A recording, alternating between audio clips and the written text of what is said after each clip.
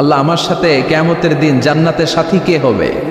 আল্লাহ বললেন জালিসুকা ফিল জান্নাতি জাজ্জার, তোমার সাথী হবে কিয়ামতের দিন বিচার শেষে জান্নাতে যখন ঢুকবা তোমার সাথী হবে একজন কসাই। কসাই চিনেন? কি করে? গোশত কাটে। সাইয়েদনা মুসা আলাইহিস সালাম অবাক হলেন, ঘটনা কি? কসাই, আমি হইলাম নবী আর আমার সাথে জান্নাতে থাকবে? হাউ কাম ইটস পসিবল, এটা কিভাবে সম্ভব? আল্লাহ বললেন নিজেই দেখে আসো এটা কেমন কসাই। সাইয়েদনা মুসা আলাইহিস সালাম ছদ্মবেশে কসাইয়ের দোকানে দাঁড়িয়ে রইলেন। দেখলেন স্পেশাল বিশেষ কোনো আমল নাই, কসাই শুধু গোশত কাটে, গোশত বিক্রি করে। দিন শেষে দোকান বন্ধ করে প্যাকেটের ভেতরে গোশত নিয়ে বাড়িতে রওনা হয়েছে। বাড়ির ভেতরে ঢুকে যাওয়ার পর সাইয়েদনা মুসা আলাইহিস সালাম ঘরের দরজার কড়া নাড়লেন। কসাই বলে মান আনতা, তুমি কে? মুসা আলাইহিস সালাম বললেন আনা মুসাফির, আমি মুসাফির, থাকার জায়গা নেই, আপনি যদি থাকার জায়গা দেন আপনার বাড়িতে থাকবো। কসাই বলে আসেন। সাইয়েদনা মুসা আলাইহিস সালাম ঢুকলেন। কসাই বলে এই ঘরে একটু থাকেন, ওই ঘরে আমার একটু কাজ আছে। মুসা আলাইহিস সালাম বললেন যান, কাজ সেরে আসেন। মুসা আলাইহিস সালাম খেয়াল করলেন ওই ঘরে মাচার উপর থেকে বয়োবৃদ্ধ এক নারীকে তিনি নামিয়ে গোসল করালেন, টাওয়াল দিয়ে গা মুছিয়ে দিলেন, নতুন জামা পরিয়ে দিলেন। এরপর দোকান থেকে আনা সুন্দর গোশতের টুকরাটারে নিজ হাতে কেটে রান্না করলেন। তারপর রুটি বানালেন, আর গোশত আর রুটি হাতে নিয়ে ওই মহিলার মুখে তুলে দিচ্ছেন। মহিলা খাচ্ছে, খায় আর বিড়বিড় করে কি যেন দোয়া পড়ে। সুবহানাল্লাহ পড়বেন না? ওই মহিলাকে খাওয়ানোর পরে কসাই সাইয়েদনা মুসা আলাইহিস সালামকে মেহমান হিসেবে খাবার নিয়ে আসলেন। বললেন ও পথিক খাবার খান, সকালবেলা আপনিও চলে যাবেন, আমিও যাব আমার দোকানে, খেয়ে আপনি ঘুমিয়ে পড়েন। মুসা আলাইহিস সালাম বললেন ততক্ষণ পর্যন্ত তোমার আনা খাবারে আমি হাত দিব না যতক্ষণ না তুমি বলবা ওই মহিলাটাকে। কসাই বলে হাদিহি উম্মি, এটা আমার মা। হাদিহি উম্মি, এটা আমার মা। এই দুনিয়া এই মা ছাড়া আমার কেউ নাই, আমিও ছাড়া আমার মায়ের কেউ নাই।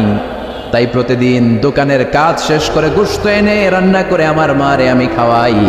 হাদিহি উম্মি, এটা আমার জনম দুঃখিনী মা। সাইয়েদনা মুসা আলাইহিস সালাম বুঝলাম তোমার মা, কিন্তু তুমি যখন রুটি তোমার মায়ের মুখের ভেতরে তুলে দিচ্ছিলে তোমার মা বিড়বিড় করে কি যেন পড়লো, কি পড়ে তোমার মা? কসাই বলে আমার মায়ের একটা পাগলা দোয়া আছে। কি দোয়া?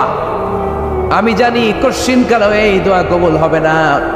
আবেগের বশবর্তী হয়ে প্রতিদিন আমার মা আমার খেদমতে আমার উপর এত সন্তুষ্ট হয়ে যায়, এত খুশি হয়ে যায়। আমার মা প্রতিদিন বলতে থাকে আল্লাহুম্মা জাআল ইবনি জালিসা মুসা ইয়াউমাল কিয়ামা। ও আল্লাহ, আমার ছেলের খেদমতে আমি এত সন্তুষ্ট, আমার ছেলের উপর আমি এতটাই রাজি খুশি। শুনেছি এই জামানার সবচাইতে বড় পয়গম্বর, বনি ইসরাইলের সবচাইতে বড় নবী, ওই নবীর নাম নাকি মুসা। ও আল্লাহ, আমি এত কিছু জানি না, এত কিছু বুঝি না, এত কিছু চাই না, তোমার দরবারে শুধু একটাই চাওয়া, একটাই ফরিয়াদ, তুমি আমার ছেলেরে কিয়ামতের দিন মুসার সাথে হাসর নসিব করে দিও। আমার ছেলে কসাই ছেলেটারে তুমি মুসার জান্নাতের সাথী বানিয়ে দিও। আল্লাহুম্মা জাআল ইবনি জালিসা মুসা ইয়াউমাল কিয়ামা। জালিস মানে ফ্রেন্ড, বন্ধু। আল্লাহ, জান্নাতে আমার ছেলে তুমি মুসার বন্ধু বানিয়ে দিও। মুসা আলাইহিস সালাম এবার বুঝতে পারলেন। তিনি বললেন ঘটনা তো এই জায়গায় এতক্ষণে বুঝতে পেরেছি, কেন আমার সাথে মুফাসসির যাবে না, হাফেজে কোরআন যাবে না, শহীদরা যাবে না, ওলিরা যাবে না, নবীরা যাবে না, আমার সাথে জান্নাতে যাবে কসাই। এটা মায়ের দোয়া। কার দোয়া? মায়ের দোয়ার দরকার আছে না নাই? অনেক পাওয়ারফুল মায়ের দোয়াটা। বুলেট মারলে বুলেট মিস হয়, মায়ের দোয়া মিস হয়? ড্রোন হামলা করলে ড্রোন হামলা মিস হয়ে যেতে পারে, কিন্তু মায়ের দোয়া কশিনকালে মিস হয় না। চিল্লায় বলেন ঠিক কি না? মায়ের দোয়াটাও কবুল, বদদোয়াও কবুল। ভয়ঙ্কর কিন্তু।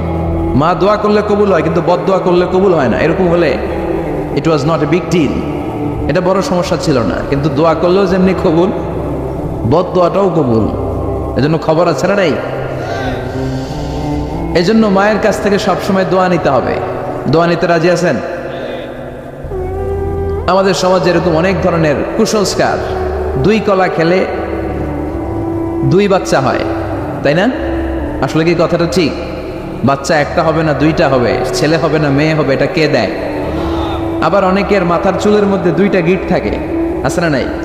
2 গিট থাকলে কয় তোর 2 বিয়া, 3 গিট থাকলে 3 বিয়া, গিট নাই কয় তোর বিয়া নাই, আছে না নাই? এগুলো মুসলমান বিশ্বাস করতে পারে? মুসলমান বিশ্বাস করে একজনকে, তিনি কে? তো এই 3 ফল এটা খেলে মানুষ পাগল হয়ে যায় না, এটা স্বাস্থ্যকর একটা খাবার। বাংলাদেশের তিন আর আরব দেশের তিনের পার্থক্য আছে। আরব দেশের তিন খুব সুস্বাদু। তো এই তিনের নামে আল্লাহ একটা সূরা দিলেন, সূরার নাম হচ্ছে সূরাতুত তিন। সূরার নাম এরকম অনেক নামে আল্লাহ সূরা দিয়েছেন, খেয়াল করে দেখবেন। মানুষের নামে সূরা দিয়েছেন, সূরাতুল ইনসান, সূরাতুন নাস। আবার ইন্ডিভিজুয়াল 6 জন পুরুষ মানুষের নামে সূরা দিয়েছেন, 6 জন নবীর নামে, একজন ওলির নামে। সূরা হুদ, সূরা ইউসুফ, সূরা ইউনুস, সূরা মুহাম্মদ, সূরা ইব্রাহিম, সূরা নূহ, আছে না নাই? আবার সূরা লোকমান, আছে না নাই? মানুষের নামে সূরা, তাই না? তো 7 জন পুরুষের নামে সূরা আর মাত্র একজন নারীর নামে আল্লাহ সূরা দিলেন। বলেন তো এই সূরাটার নাম কি? মারিয়াম। তো রেশিওটা কম হয়ে গেছে না? পুরুষ 7 জন, নারী একজন। নারীরা যাতে রাগ না করে, নারীদেরকে বুঝ দেওয়ার জন্য আল্লাহ সব নারীদের নামে আলাদা একটা সূরা দিলেন। সূরার নাম, তার মানে আল্লাহ নারীকে খুশি রাখতে চায়, বিশ্বনবীও নারীদেরকে খুশি রাখতে চায়। আমার অনেকে বলে, হুজুর আপনি নারীদের পক্ষে কথা বলেন বেশি। আমি সবার পক্ষেই বলি, যার যেটা অধিকার তাকে সেটা দিতে হবে, ঠিক কিনা? নারীরা সম্মানিতা, তাদেরকে সম্মান দিতে হবে। বিশ্বনবী তাদেরকে সম্মান দিতেন। মায়েশাকে বিশ্বনবী সবসময় আগে সালাম দিতেন। সুবহানাল্লাহ পড়েন। খাদিজা রাদিয়াল্লাহু তাআলা আনহাকে আল্লাহ তাআলা আরশের উপর থেকে সালাম পাঠিয়েছেন। এজন্য নারীদেরকে সালাম দিবেন বেশি বেশি। ঘরে সুখ শান্তি নাই, অনেকে বলে ঘরটা নাকি জাহান্নামের টুকরা, কারণ সালাম নাই। সালাম মানে শান্তি। সালাম মানে কি?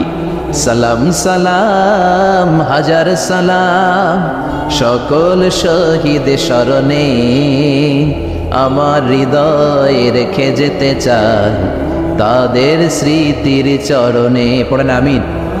সালাম মানে চিল্লায় বলেন। জান্নাতীরা যখন জান্নাতে ঢুকবে, ফেরেশতারা জান্নাতীদেরকে কি বলবে? সালাম, শান্তি। Enter the paradise with peace and security. শান্তি এবং নিরাপত্তার সাথে জান্নাতে ঢুকে যা। এজন্য ঘরটারে শান্তিময় বানাতে চাইলে সালাম দিতে হবে। কি দিতে হবে? আজ থেকে স্ত্রীকে সালাম দিবেন তো ইনশাল্লাহ? পড়েন। আমার মাইকের আওয়াজ যদি বোনদের কানে যায়, মাদের কানে যায়, আপনাদেরও বলি, আপনারাও আগে আগে সালাম দিবেন। এই দৃশ্য বাচ্চারা দেখলে বাচ্চারাও সালাম শিখবে, ঠিক কিনা? মা খাদিজার ব্যাপারে আল্লাহ বলেছেন, জিব্রাইল তুমি যে খাদিজারে আমার পক্ষ থেকে সালাম দিয়ে দাও, আর খাদিজারে বলে দাও জান্নাতে খাদিজার জন্য এমন ঘর আমি প্রিপেয়ার করে রেখেছি যেই ঘরের ভিতরে কোনো নয়েজ নাই, কোনো আওয়াজ নাই, কোনো ডিস্টার্ব নাই, আছে শান্তি। সুবহানাল্লাহ। কারণ বিশ্বনবীর জন্য খাদিজা নিজের ঘরটার এরকম নয়েজহীন, কোলাহল মুক্ত, শান্তিময় করে রেখেছিলেন। বিশ্বনবী কোলাহলপূর্ণ দাওয়াতি কাজ শেষ করে যখন ঘরে যেতেন, কলিজাটা ঠান্ডা হয়ে যেত। বিশ্বনবীর জন্য এমন একটা ঘর রেখেছিলেন মা খাদিজা, ওই ঘরে বিশ্বনবী যখন প্রবেশ করতেন, বাইরে যত মারপিট হয়েছে, মারামারি হয়েছে, কাফেরদের যত অত্যাচার সহ্য করেছে, ঘরে ঢোকার সাথে সাথে নবী সব ভুলে যেতে। এত মায়া, শান্তি, প্রশান্তির ঘর খাদিজা বানিয়েছিল। এজন্য আল্লাহ বলেছে, জিব্রাইল খাদিজারে বলো খাদিজার জন্য এমন জান্নাত আমি রেখেছি যে জান্নাতে কোনো সাউন্ড নাই, আওয়াজ নাই, ডিস্টার্ব নাই, কোলাহল নাই, কোনো নয়েজ নাই। চিল্লায় পড়েন আল্লাহু আকবার। এজন্য মায়েরা খাদিজার জীবনী থেকে শিক্ষা, স্বামীর জন্য ঘরটারে প্রশান্তিপূর্ণ করে রাখবেন। প্রশান্তির একটা জায়গা যেন হয়। কানের কাছে এসে বেশি বেশি জ্ঞান জ্ঞান করেন না। ঘরে ঢুকলেই চাল নাই, ডাল নাই, এটা লাগবে, ওইটা লাগবে, ছেলের ওইটা লাগবে। আস্তে আস্তে অনেক স্বামী হার্ট অ্যাটাক করে স্ত্রীর কারণে, জানেন ঠিক কিনা? ওই কয় ঠিক, সবাই ভুক্তভোগী। কমন পড়ে গেছে। দুই পক্ষরেই বললাম, স্বামীরাও সালাম দিবেন, স্ত্রীরাও দিবেন। সালাম মানে শান্তি। তো ঘরটারে শান্তি দিয়ে ভরে দিবে কে? আর একে অপরের প্রতি শ্রদ্ধাবোধ রাখবেন। তো নারীদেরকে খুশি করার জন্য আল্লাহ সূরা দিলেন, সূরাতুন নিসা। প্রাণীদের নামে অনেক সূরা আছে, সূরাতুল বাকারা আছে না নাই? বাকারা মানে কি? গাভী। গাভীর দুধ খাবেন। বিষ্ণু বলেছেন গরুর গোশত খেয়েও কম, দুধ খেয়েও বেশি। আলাইকুম বিআলবানিল বাকার, তোমাদের উচিত গরুর দুধ খাওয়া। ফাইন্নাহা তুরাম্মু মিনাল আশজার, কেননা গরুর দুধ এটা হচ্ছে সবুজ ঘাস আর পাতার নির্যাস। ফি লাবানিহা শিফা, গরুর দুধে আছে শিফা। ও ফি লুহরুমিহা দা, গরুর গোশতে আছে রোগ। গোশতে আছে কি? গরুর গোশত খাইলে রোগ বাড়ে না? অনেক ডাক্তার আছে এরা সিরিয়াল নেয় না, যারা গরুর গোশত খায় বেশি, বলে লাল মাংস যারা খাবে এরা যেন আমার সিরিয়াল না দেয়। আছে না নাই?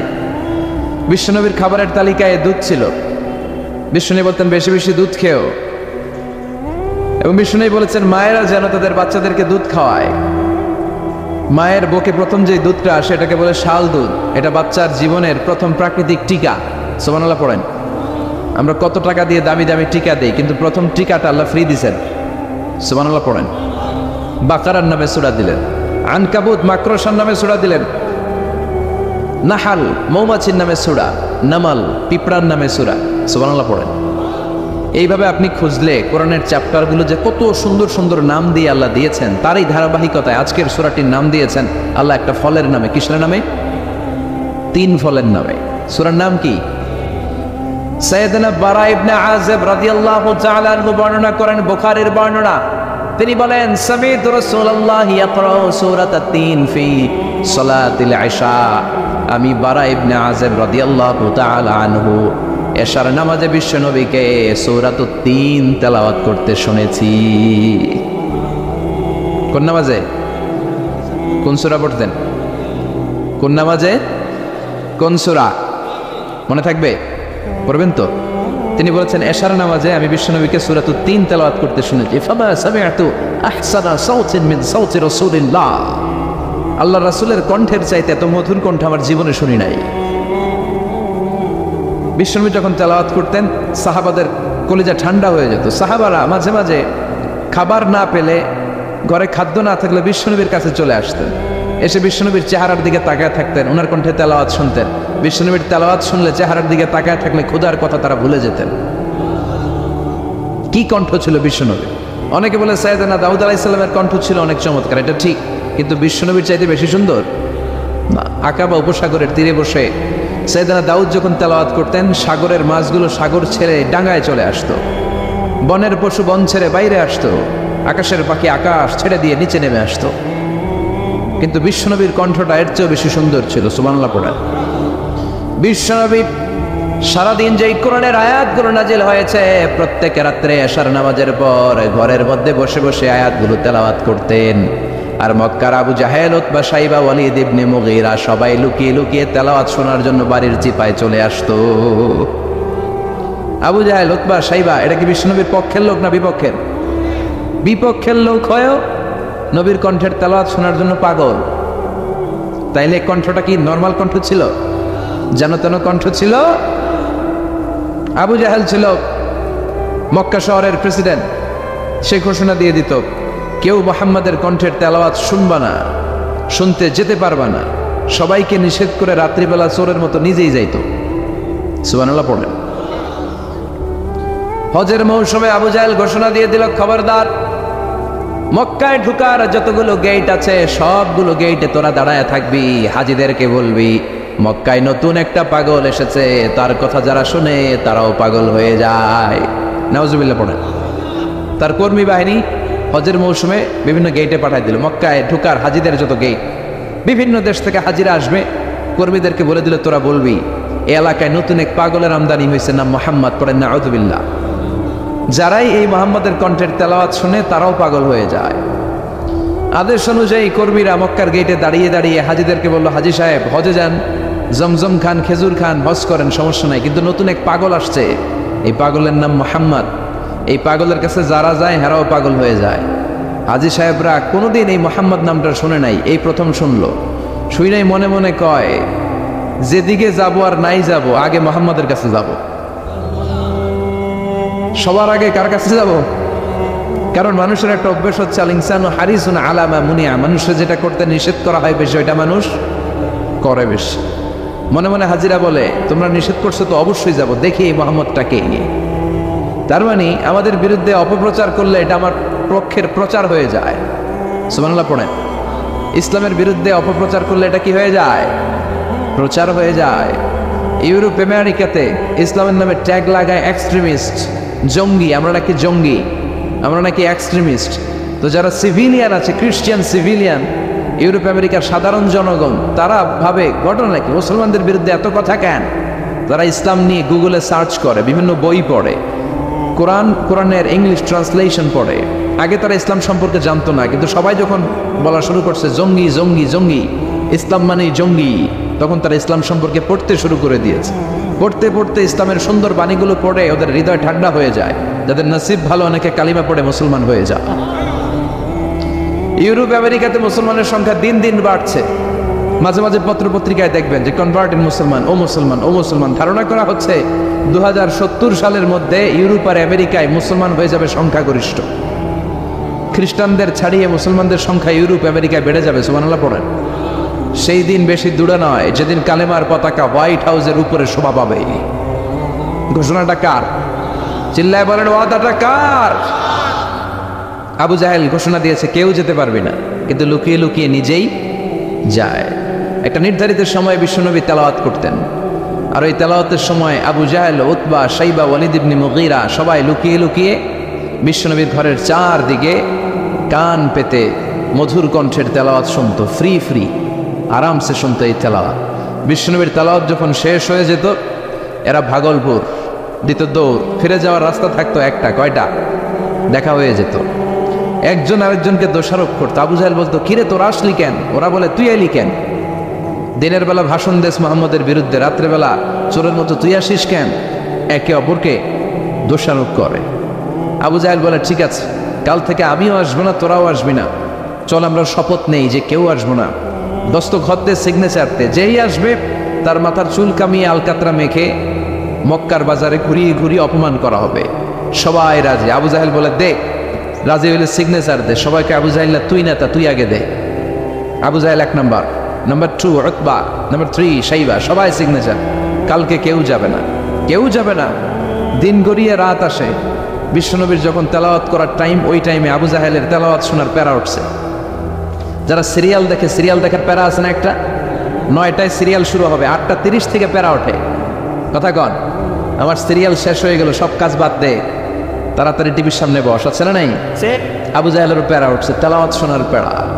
টসিং অ্যান্ড টার্নিং, বিছানায় এপাশ ওপাশ করে, আর মনে মনে ভাবে, হায় রে, আর তো সময় নাই, এই তো শুরু হয়ে যাবে একটু পরে মোহাম্মদের তেলাওয়াত, না গেলে তো বড্ড মিস হয়ে যাবে। যাই যাই, আজকে যেরকম দস্তখত নিছি আর ধমক দিছি, কেউ যাবে না, আমি নিশ্চিত কেউ যাবে না, আমি একটু যাই।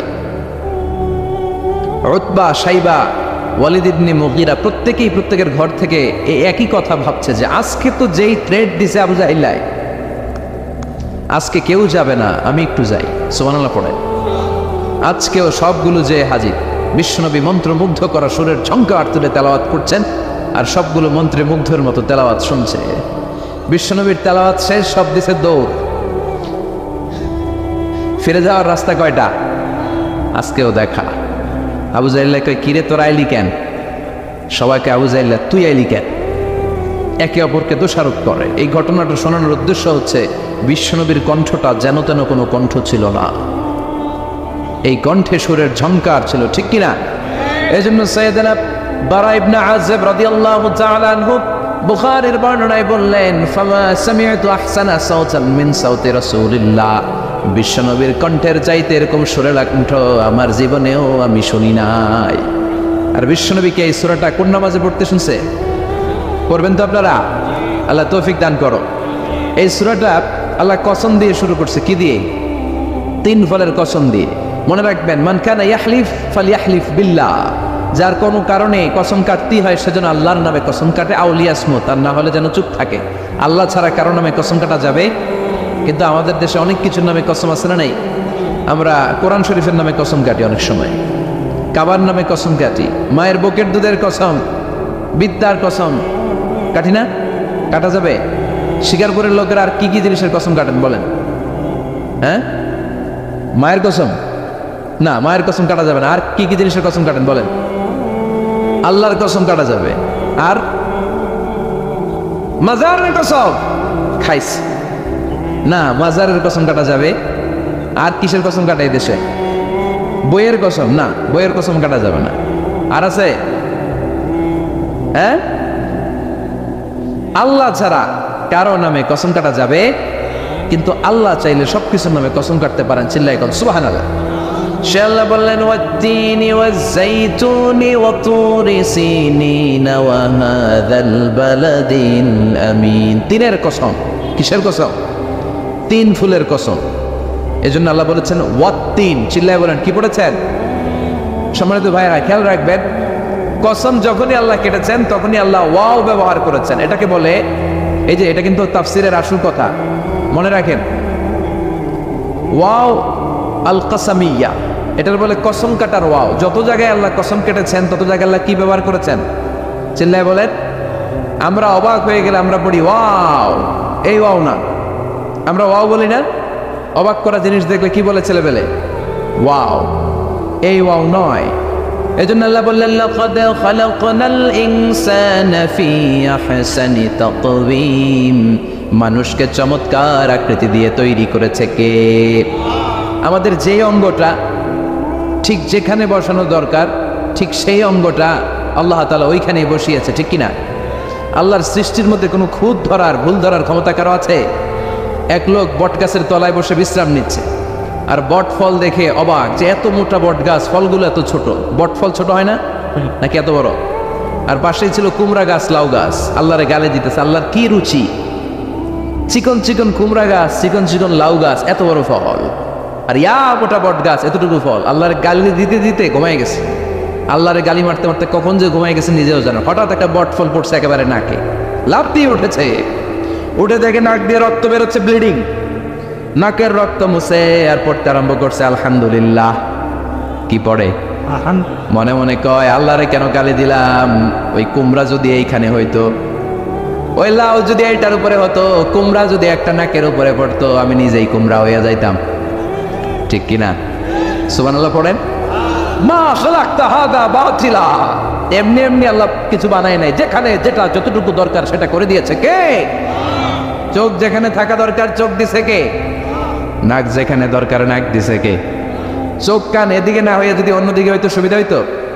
চোখ দুইটা মনে করেন এদিকে নাই, আছে এদিকে, এদিকে একটা চোখ, এদিকে সুবিধা হইতো। খাওয়ার সময় আমরা প্রথমে দেখি, নাক দিয়ে শুকি, তারপরে মুখে মারি, ঠিক কিনা? তো চোখ যদি পিছনে হইতো প্রত্যেকটা খাবার নিয়ে চোখটা দেখানো লাগতো এইভাবে, তাই না? নাকও যদি এইখানে না হয়ে এদিকে নাকটা হইতো, খাবার নিয়ে গ্রান শুকতে চাইলে পেছনে নিয়ে। দেখেন কি সেটিং! চোখ যদি এইখানে না থেকে মাত্র 2 ইঞ্চি উপরে যদি আল্লাহ দিত, এদিকে একটা চোখ এদিকে একটা চোখ, সেজদা দিতে পারতেন? চোখ বন্ধ করে সেজদা দেওয়া লাগতো, ঠিক কিনা? ফুটবল খেলতে পারতেন? ফুটবলে হেড দিলেই ডিমের মতো পোজ হয়ে যেত চোখ দুইটা। সুবহানাল্লাহ পড়বেন না? দেখেন কানের কি সেটিং! কান যদি এইখানে না দিয়ে এই কানটা এই বগলের নিচে দিত, আর এই কান যদি এই বগলের নিচে দিত, আজকে ওয়াজ শুনতেন কেমনে? এমনি। হাত তোলেন সবাই। 1.5 ঘন্টা আজারি সাহেবের আলোচনা এমনি থাকেন। 1.5 ঘন্টায় হাত দুইটা তুলে থাকা যায় তো? হাত নামাইলে ওয়াজ শোনা যায় না, হাত উঠাইলে শোনা যায়। সুবহানাল্লাহ পড়েন। যেখানে যেটা যেভাবে দরকার দিয়ে দিয়েছে কে? আবার এখানে এয়ার ক্যানেল দিলেন। অনেকে কয় এগুলা দিছে কেন? এই ক্যানেল কিন্তু দরকার। ক্যানেল না থাকলে আপনার কথা ঢুকবে না, আপনি বুঝবেন না। অনেকের এই কানের ডিফেক্ট আছে, ডিফর্ম বেবি, এই রোগ নিয়ে জন্মাইছে, কানে মেশিন লাগানো লাগে, এই ক্যানেলের সমস্যা। এটা কেটে দিলে আপনি কান কাটা রমজান। কান কেটে দিলে আপনি কান কাটা রমজান হয়ে যেতেন। এই ক্যানেল দিয়ে ঘুরে ঘুরে সাউন্ড ওয়েভ গুলো যায়, ফলে আমরা শুনতে পাই। এই ক্যানেল না থাকলে শুনতে পেতাম না। তার মানে মা খালাকতা হাযা বাতিলা, এমনি এমনি কিছু দেয় নাই। 206টা হাড্ডি দিয়ে আমাদের মানুষের দেহ, ছোট্ট হাড্ডিটা আল্লাহ দিয়ে দিছে এখানে। এটার ভিতরে একটা ড্রাম আছে, এটার বলে এয়ার ড্রাম। সাউন্ড ওয়েভ, শব্দ তরঙ্গ এয়ার ড্রামে নক করে, এরপরে outer air, middle air, inner air হয়ে ইলেকট্রিক্যাল সিগন্যালের মাধ্যমে যাই দেখে যায়, ব্রেনের সাথে কানেক্ট হতে হলে ইলেকট্রিক্যাল সিগন্যাল দিয়ে কানেক্ট হতে হয়। এই সাউন্ড ওয়েভ, শব্দ তরঙ্গগুলো ইলেকট্রিক্যাল সিগন্যাল দিয়ে ট্রান্সমিট হয়ে ব্রেনের হেয়ারিং নার্ভ, শুনবার যে স্নায়ু, ওইখানে নক করে। নক করা মাত্রই শব্দ তরঙ্গ আপনার শুনবার অনুভূতি জাগা। এই সূক্ষ্মাতি সূক্ষ্ম কাজ কত ছোট্ট আর অল্প সময়ে করে দিচ্ছে কে? চোখ দিয়ে তাকানো মাত্রই দেখি কত রঙের রং দেখি। Human eyes can identify, can recognize more than 10 million colors. আমার কথা না, চক্ষু বিশেষজ্ঞদের কথা। মানুষের চক্ষু 10 মিলিয়নেরও বেশি রং, 1 মিলিয়নে 10 লাখ, 10 মিলিয়নে 1 কোটি, 1 কোটিরও বেশি ধরনের রং এই চোখ শনাক্ত করতে পারে। সাইজ মাত্র 2 মিলিমিটার। ছোট্ট এই চোখ দিয়ে এত কিছু দেখার সুযোগ দিয়েছে কে? এই দুটি চোখ দিয়েছি বলে দেখো যে কত অপরূপ নয়নাভিরাম, খেতে খামারের জোড়ায় জ্বালা বিধুরধু, তোমার দেয়া চোখের শুকুর জানাবো তারে ভাষা কই, যতই দেখি ততই যেন পলক ছাড়া চেরই। সুবহানাল্লাহ পড়ে, যতই দেখি ততই যেন পলক ছাড়া চেরই। এভাবে আমাদের দেহের প্রতিটি অঙ্গ সেট আপ করেছে কে? আল্লাহ। আল্লাহু আকবার। এজন্য রব্বুল আলামিন বলেন, লাকাদ খালাকনাল ইনসানা ফি আহসানি তাকওয়িম, আমি মানুষকে সবচাইতে সুন্দর আকৃতিতে তৈরি করেছি। সুবহানাল্লাহ। আমরাই শুধু মাথা উঁচু করে দাঁড়াতে পারি, গরু এরকম মাথা উঁচু করে দাঁড়াতে পারে? গরুর মাথা নিচে, ছাগলের মাথা নিচে, সবার মাথা নিচে। মানুষই দুই পায়ে ভর করে শির দ্বারা, মানে স্পাইনাল কর্ডের উপর টান টান হয়ে মাথাটা উঁচু করে এইভাবে দাঁড়ায়। পৃথিবীতে একটাই সৃষ্টি, এজন্য আল্লাহ এই সৃষ্টির নাম দিয়েছে আশরাফুল, যে মাখলুকাতের কাছে নূরের ফেরেশতাও সেজদা দিতে বাধ্য হয়েছে, ঠিক কিনা? তুমি মাটির আদমকে প্রথম সৃষ্টি করিয়া ঘোষণা করিয়া দিলে শ্রেষ্ঠ বলিয়া, তাই তো নূরের ফেরেশতা করে আদমকে সেজদা, ঠিক কিনা? তাই তো নূরের ফেরেশতা করে আদমকে সেজদা, সবার চেয়ে সম্মান দিলে মাটির আদমকে। আল্লাহু আল্লাহু তুমি জাল্লে জালালুহু, শেষ করা তো যায় না গে তোমার গুণগান। আল্লাহু আল্লাহু। সুবহানাল্লাহ পড়ে। আশরাফুল মাখলুকাত বানালেন। এত বৈচিত্র্য মানুষকে আল্লাহ দিয়েছেন, বিবেক দিয়েছেন, আবেগ দিয়েছেন, বাক শক্তি, কথা বলার ক্ষমতা। কোনো প্রাণীর আছে? সুবহানাল্লাহ কইবেন না? বিবেক দিয়েছেন, আবেগ দিয়েছেন, বাক শক্তি দিয়েছেন, উপলব্ধি করবার মতো ক্ষমতা দিয়েছেন। আশরাফুল মাখলুকাত বানিয়েছেন এই মানুষকে। এই মানুষের মধ্যে আল্লাহ অনেক ক্যাপাসিটি দিয়েছেন। আবার আল্লাহ বললেন, ওমিন আয়াতিহি খালকুস সামাওয়াতি ওয়াল আরদি ওয়াখতিলাফু আলসিনাতিকুম ওয়া আলওয়ানিকুম ইন্না ফি যালিকা লাআয়াতিন লিল আলিমিন। আমার সৃষ্টির মধ্যে অসাধারণ সৃষ্টি, আকাশ এবং জমিন সৃষ্টি, গায়ের রঙের ভিন্নতা, ভাষার ভিন্নতা। সুবহানাল্লাহ। আমরা কোন ভাষায় কথা বলি? কথা বলেন? আপনি কি মনে করছেন সারা ওয়ার্ল্ডে এই ভাষায় কথা বলে? ইন্ডিয়ানরা বলে হিন্দিতে, ইংরেজরা বলে ইংরেজিতে, আরাবিয়ানরা বলে আরবিতে, ঠিক কিনা? আমার দেশের বাইরের প্রথম সফর ছিল 2008-এ। সেই থেকে এক যুগ চলছে এখন সফর। ওই সফর যে কত দরকার ছিল, ওই সফরের আগে এই গ্লোবাল ইসলামকে দেখার সুযোগ আমার হয়নি। মানুষের যে কত ভিন্নতা, কত ভাষায় যে মানুষ কথা বলে। 2008 সালে আমি যখন আমার ইউনিভার্সিটিতে গেলাম, মাগরিবের সালাতের সময় পৌঁছেছি। আজান হওয়ার সাথে সাথে দেখলাম students of more than 100 nationalities they are coming out from their hostel to offer মাগরিব প্রেয়ার। মাগরিবের আজান দেখলাম হোস্টেল থেকে বিভিন্ন রঙের ছেলেপেলেরা মাগরিবের সালাত পড়ার জন্য বেরোচ্ছে। এক একটার কালার এক এক রকম, এক একটার ভাষা এক এক রকম। আমরা বাংলায় বললে আরাবিয়ানরা বুঝে না, আরাবিয়ানরা আরবিতে বললে ইন্ডিয়ানরা বুঝে না, ইন্ডিয়ানরা হিন্দিতে বললে ইংরেজরা বুঝে না, চাইনিজরা মান্ডারিনে বললে কেউ বুঝে না। চিয়াং ফিয়াং জিয়াং, এগুলো হচ্ছে চাইনিজ ভাষা। ইয়াং শিয়াং দিয়ে যখন কথা বলে কেউ বুঝে না। প্রথম মাগরিবের সালাত পড়ে আমি প্রথম নিগ্রু মানুষ আবিষ্কার করলাম। এর আগে কোনোদিন কালো মানুষ দেখি নাই। সালাম ফিরায় ডানে দেখি এক নিগ্রু, বায়ে দেখি আরেক নিগ্রু। আমি মনে করছি কিরামান কাতিবিন। এই নিগ্রু দেখে আমি দিছি দৌড়। সবাই কই দৌড়ান কেন? আমি বললাম এরা কারা? আমারে বলা হলো এরা আপনার বন্ধু। এরা কি? এই কালো লোক নাকি আমার বন্ধু। বললো 5 বছর এই নিগ্রুদের সাথে আপনার থাকতে হবে। 100টারও বেশি দেশের ছাত্র আমরা একসাথে থেকেছি। কারো ভাষা কেউ বুঝে না, কারো গায়ের রঙের সাথে কারো গায়ের রঙের মিল নাই। চিল্লায় বলেন সুবহানাল্লাহ। এজন্য রব্বুল আলামিন বললেন, লাকাদ খালাকনাল ইনসানা ফি আহসানি তাকওয়িম, আমি মানুষকে চমৎকার আকৃতিতে তৈরি করেছি। সুম্মা রাদাদনাহু আসফালা সাফিলিন, তারপর মানুষকে আমি আবার নিম্নমুখী করেছি। মানুষের সৌন্দর্যটা সবসময় থাকে না। এই যে যুবক অবস্থায় আমাদের কি সুন্দর চামড়া, কি সুন্দর দেহ, বয়স যখন 70-80 হবে এরকম থাকবে? কথা বলেন না। এই কালো দাড়িগুলো সাদা হয়ে যাবে, বয়সের ভারে মিজানুর রহমান আজহারি নুজ্জ হয়ে যাবে, লাঠি লাগবে। তখন স্টেজে উঠবে, হায়াতে বাসায় থাকলে লাঠি নিয়ে উঠতে হবে। কথা কন। আমার নানা বাইরে দেখতাম গাড়িতে একটা লাঠি রাখতো, মরহুম পীর সাহেব গোলাম সাদেক সাঈদী। গাড়িতে সবসময় লাঠি, এই লাঠি নিয়ে গাড়ি থেকে বেরোতো, লাঠি দিয়ে সিঁড়ি বেয়ে উঠতো, মাঝে মাঝে আমরা ধরেও উঠাতাম। তো উনি কি এরকম ছিল না? একদিন ইয়াং তাগড়া যুবক, রং ধরা যৌবন, জং ধরে শেষ থাকে না। আসফালা সাফিলিন, এর দুইটা তাফসীর, একটা হচ্ছে ইলা আরযালিল উমর, সব সময় মানুষ যুবক থাকে না, একটা সময় তারে বৃদ্ধ বানিয়ে দেয় কে? আবার আল্লাহ বুঝালেন মানুষ ভালো হলে অনেক ভালো হয়, খারাপ হলে অনেক খারাপ। মানুষ ভালো হলে ফেরেশতার চেয়ে ভালো, মানুষ খারাপ হলে পশুর চেয়েও খারাপ। কথা বলেন ঠিক কিনা? এক পশু আরেক পশুরে মারে না, এক পশু আরেক পশুরে হত্যা করে না, কিন্তু মানুষ মানুষে মারে কি মারে না? A lion never kills a lion, a dog never kills a dog, an elephant never kills an elephant. একটা হাতি একটা হাতিরে মারে না, কুকুর কুকুরে মারে না, কিন্তু মানুষ মানুষকে মারে কিনা? এজন্য আল্লাহ বললেন লাকাদ খালাকনাল ইনসানা ফি আহসানি তাকওয়িম সুম্মা রাদাদনাহু আসফালা সাফিলিন ইল্লাল্লাযীনা আমানু ওয়া আমিলুস সালিহাতি ফালাহুম আজরুন গায়রু মামনুন। দুই শ্রেণীর মানুষের এই বিপদ নাই, যারা ঈমান এনেছে, সৎ কর্ম করেছে। কার কথা? তবে ঈমানটা হতে হবে নির্ভেজাল। ওই ঈমানে শিরকের কোনো ছেটেফোঁটা থাকতে পারবে? তাহলে ওই ঈমান আপনারে মুক্তি দিবে। চিল্লায় বলেন ঠিক কিনা? ওয়া আমিলুস সালিহাত, নেক কাজ করে, সৎ কাজ করে, ফালাহুম আজরুন গায়রু মামনুন, তাদের জন্য এমন প্রতিদান আছে যেটা শেষ হবে না।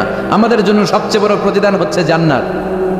মুমিনের জন্য সবচেয়ে বড় পাওয়া হচ্ছে জান্নাত। চিৎকার করে বলতে হবে সবচেয়ে বড় প্রতিদান কি? মালিক তুমি জান্নাতে তোমার পাশে আমায় একটি ঘর বানিয়ে দিও, একটি ঘর বানিয়ে দিও সে বিভীষিকাময় মহাদিনে, তোমার প্রতিবেশী করে নিও। মালিক তুমি জান্নাতে তোমার পাশে আমায় একটি ঘর বানিয়ে দিও। পড়েন আমিন, চিল্লায় পড়েন আমিন। دخلتم بيوتا فسلموا على أنفسكم تحية من عند الله مباركة طيبة। রব্বুল আলামিন বলেন, যখন তোমরা তোমাদের ঘরে ঢুকবা, ঢুকেই পরিবার বর্গকে একে অপরকে সালাম দাও। এটা আল্লাহর পক্ষ থেকে অভিবাদন পদ্ধতি, এটা বরকতময়, এটা পবিত্র। সুবহানাল্লাহ পড়েন। ইদা দাখালতুম বুয়ুতান ফাসাল্লিমু আলা আনফুসিকুম, ঘরে ঢুকেই সালাম দাও। সালাম মানে শান্তি। সালাম দেই না, এজন্য ঘরে শান্তিও নাই, ঠিক কিনা? আজকে যে সালাম দেওয়া যাবে না, বাসায় যে ভাবির আগে সালাম দিবেন, পারবেন না? ভাবি আগে দিতে হবে। কে আগে দিবে শুনি? আপনি আগে। তুমি বিয়ে করছো নি? হ্যাঁ, আগে আগে সালাম দিবে। রাজি আছেন? ঘরে ঢুকেই সালাম। বাবা দিবে ছেলেকে সালাম, ছেলে দিবে বাবাকে সালাম। স্বামী দিবে স্ত্রীকে সালাম, স্ত্রী দিবে স্বামীকে সালাম। ভাই দিবে বোনকে সালাম, বোন দিবে ভাইকে সালাম। সালাম মানে শান্তি। সালাম নাই, এজন্য ঘরেও শান্তি নাই। চিল্লায় বলেন ঠিক কিনা?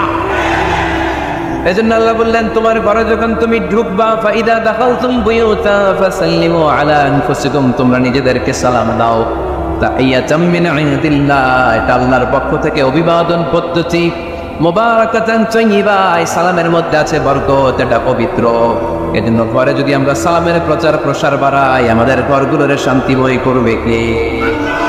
এটা হচ্ছে নিজেদের ঘর। নিজেদের ঘরে ঢুকলাম, সালাম দিলাম। অন্যের ঘরে তার সালাম টালাম লাগবে না, না? অন্যের ঘরেও লাগবে। সে আদেশ কোরআনের ভেতরে আছে না নাই? রব্বুল আলামিন বলেন, ইয়া আইয়ুহাল্লাযীনা আমানু লা তাদখুলু বুয়ুতান গায়রা বুয়ুতিকুম হাত্তা তাস্তানিসু ওয়া তুসাল্লিমু আলা আহলিহা। সুবহানাল্লাহ পড়েন। আল্লাহ রেখে বললেন, ও ঈমানদার, ও বিশ্বাসীরা, অন্যের ঘরে যখন তোমরা প্রবেশ করবা, খবরদার প্রবেশ করার আগে অনুমতি নিয়ে নাও। অনুমতি নেওয়ার পাশাপাশি ঘরে ঢোকার আগে সালাম দিয়ে দাও। সুবহানাল্লাহ পড়েন। তাহলে নিজের ঘরে ঢুকি আর অন্যের ঘরে ঢুকি, ঢুকে কি দিব? আওয়াজ করে বলতে হবে, কি দিব? সালাম। আমি আপনাদেরকে সালাম দেই, উত্তর দেন, আসসালামু আলাইকুম ওয়া রাহমাতুল্লাহ। এবার আপনারা আমাকে সালাম দেন, আমি উত্তর দিব, ওয়া আলাইকুম আসসালাম ওয়া রাহমাতুল্লাহ। পারা যাবে নাকি বলবেন আমি বউরে কেন দেব, উনি না আমার আগে দিবেন? আমি জামাই, আমি স্বামী, আমি হাজবেন্ড। আচ্ছা হাজবেন্ডের কি বলেন সিলেটি ভাষায়? স্বামীরে জামাই তো এটাই নেই। জামাই তো জামাই আগে দিবে না বউ আগে দিবে? হ্যাঁ বলেন, আমি আগে দিব। কে আগে দিবে? আমি। আগে আগে সালাম দেন। আল্লাহ হাবিব সাল্লাল্লাহু আলাইহি ওয়াসাল্লাম বললেন, সহিহ মুসলিমের বর্ণনা, সহিহ মুসলিমের বর্ণনা, আওয়ালা আদুল্লুকুম আলা শাইইন ইযা ফাআলতুমুহু তাহাব্বাতুম। আল্লাহর হাবিব বললেন, আমি কি তোমাদেরকে এমন একটা ফর্মুলা শিখাইয়া দিব না, এই ফর্মুলা যখন তোমরা অ্যাপ্লাই করবে তোমাদের মধ্যে পারস্পরিক ভালোবাসা বাড়িয়ে দিবে কে? সাহাবীরা বললেন, ইয়া রাসূলুল্লাহ অবশ্যই আপনি আমাদেরকে শিখাইয়া দেন। কোন সেই ফর্মুলা, যেই ফর্মুলা অ্যাপ্লাই করলে আমাদের মধ্যে ভালোবাসা বেড়ে যাবে? আল্লাহর হাবিব বললেন, আফশুস সালাম বাইনাকুম, নিজেরা নিজেদের মধ্যে সালামের প্রচার করো, প্রসার করো। দেখা হলে একে অপরকে তোমরা বেশি বেশি সালাম দাও। আফশুস সালাম বাইনাকুম, নিজেরা নিজেদের মধ্যে সালাম দাও। সালাম নাই ফলে ভালোবাসা নাই, সালাম নাই ফলে আমার ঘরে শান্তি নাই। তাহলে ঘরে শান্তি আনার এক নম্বর ফর্মুলা হচ্ছে সালাম। চিল্লায় বলতে হবে সোজানগরের ভাইরা, এক নম্বর ফর্মুলার নাম কি? সালাম। সাইয়েদনা আদম আলাইহিস সালামকে যখন আল্লাহ তাআলা বানালেন, বানানোর পরে আল্লাহ বলেন না আদম সেজদা করো, আদম কোরআন তেলাওয়াত করো, আদম জিকির করো, আদম তাসবিহ পড়ো। না, আল্লাহ প্রথম যে আদেশটা দিয়েছেন সেটা হচ্ছে সাল্লিম, আদম সালাম দাও। আদম কি দাও? সালাম দাও। আল বাদিহু বিসসালামি বারিউম মিনাল কিবর, আগে আগে যে সালাম দেয় তার অন্তর থেকে অহংকার উঠিয়ে নেয় কে? আমাদের অন্তরে অহংকার আসরা নেই। যাদের অন্তরে বেশি বেশি অহংকার, তার আমরা বেশি বেশি সালাম দিব। আমাদের হৃদয়টাকে অহংকার মুক্ত করে দিবে কে? সেই বুখারীর বর্ণনা, লাম্মা খালাকাল্লাহু আদম ওয়া কানা তুলুহু 60 যিরাআন, রব্বুল আলামিন সাইয়েদনা আদম আলাইহিস সালামকে যখন তৈরি করলেন 60 হাত লম্বা করে বানালেন। আবার আমরাও যারা জান্নাতের ভেতরে ঢুকবো আমাদেরকেও সেদিন 60 হাত লম্বা করে বানিয়ে দিবেন কে? কয় হাত লম্বা হয়ে ঢুকবে জান্নাতে? 60 হাত। সাইয়েদনা আদম আলাইহিস সালামকে যখন আল্লাহ তাআলা বানালেন, বানিয়ে আল্লাহ তাআলা প্রথম যে আদেশটা করলেন সেটা হচ্ছে সাল্লিম, আদম সালাম দাও। কি দাও? সাল্লিম আলা উলাইকা নাফার, এই ফেরেশতাদের এই দলটাকে সালাম দাও। কারণ ইবলিস অহংকারের কারণে সে হয়েছে জাহান্নামী। আল্লাহ চেয়েছেন আমার আদম যেন অহংকারী না হয়, এজন্য আগে আগে সালাম দেওয়া শিখাই দিলেন। চিল্লায় পড়েন আল্লাহু আকবার। আগে যে সালাম দেয় তার হৃদয় থেকে অহংকারকে আল্লাহ মুক্ত করে দেয়, এজন্য আগে সালাম দিবেন। মুরব্বীরা বসে থাকবেন না যে বাচ্চাটা আমার আগে দিবে। অনেক মুরব্বীরা এরকম করে যে আমি দেবো কেন, আমি তো মুরব্বী, ছোটরা আমারে দিবে, এরকম আছে না নাই? না, আপনি দেন না। আপনি কয়েকদিন দিতে দিতে লজ্জায় করে বাচ্চাটাও আপনার সালাম দিতে শুরু করবে, ঠিক কিনা? আপনি আপনার স্ত্রীকে কয়েকদিন দিয়ে দেখেন না, কয়েকদিন দিয়ে দেখেন, দেখবেন কয়েকদিন পরে আপনার স্ত্রীও আপনাকে সালাম দিতে শুরু করবে, ঠিক কিনা? এজন্য ফ্যামিলিতে সুখ শান্তি আনার প্রথম মাধ্যম হচ্ছে সালাম। প্রথম মাধ্যম কি? সালাম দিন আর সালামতে থাকুন। সালাম দিন আর কিসে থাকুন? সালামতে থাকুন। জান্নাতে যখন জান্নাতীরা যাবে, জান্নাতীদেরকে বারবার সালাম দাও। প্রতিটা গেটেই ফেরেশতারা সালাম দিবে। চিল্লায় পড়ে আল্লাহু আকবার। ফেরেশতারা বলবে সালামুন আলাইকুম তিবতুম ফাদখুলুহা খালিদিন। ও জান্নাতীরা আসেন, বসেন, আল্লাহর পক্ষ থেকে আপনাদের জন্য সালাম। ওয়া তাহিয়াতুহুম ফিহা সালাম, জান্নাতের অভিবাদন পদ্ধতির নাম হচ্ছে সালাম। জান্নাতীরাও একে অপরকে সালাম দিবে। সুবহানাল্লাহ। জান্নাতে ঢুকলেই সালাম, জান্নাতে বসলেই সালাম, জান্নাতে একে অপরের সাথে দেখা হলেই সালাম। তাই যারা ঘরের ভিতরে জান্নাতি আমেজ উপভোগ করতে যান তারা একে অপরকে সালাম দিবে। রাজি আছেন? সালাম দিন আর সালামতে থাকুন। ঘরে যারা জান্নাতি সুখ অনুভব করতে চান তারা সালাম দিবেন। তাহলে আজকে থেকে ঘরে সুখ সমৃদ্ধি আর শান্তি ফিরে আনার প্রথম ফর্মুলা আমরা জানলাম সালাম। চিল্লায় বলেন প্রথম ফর্মুলা কি? মনে থাকবে না ভুলে যাবেন? বাসায় যে আজকে সালাম দেওয়া যাবে, সবাই পারবেন? মাশাআল্লাহ। 1 নম্বর পয়েন্ট শেষ। ঘরে শান্তি রাখার, রহমত রাখার 2 নম্বর পদ্ধতি হচ্ছে ঘরে ছবি টাঙিয়ে রাখবেন না। ছবি না, বিয়ের ছবি টাঙিয়ে রাখবেন না। মৃত আব্বা মার ছবি বাধাই করে টাঙিয়ে রাখবেন না। নেতা নেত্রীর ছবিও টাঙিয়ে রাখা যাবে না, এটা নিষেধ। রহমতের ফেরেশতারা আসে না, ঘরে ঢুকে না।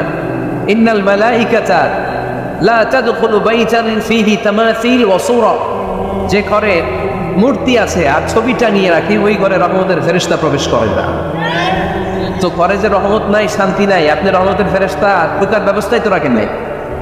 এত রহমত নিয়ে আসতে চায় কিন্তু ঢুকতে পারেন না, ওই যে ছবি টাঙিয়ে রাখছেন। এজন্য সুজানগরের ভাইয়েরা, আমাদের সুজানগরে যদি কারো করে বিয়ের ছবি, আব্বা আম্মার ছবি, ফ্যামিলি গ্রুপ ছবি বা নেতা নেত্রীর ছবি থাকে, আজকে খুলে ফেলা যাবে না? খুলে ফেলা যাবে মুসলমান? খুলে ফেলবেন।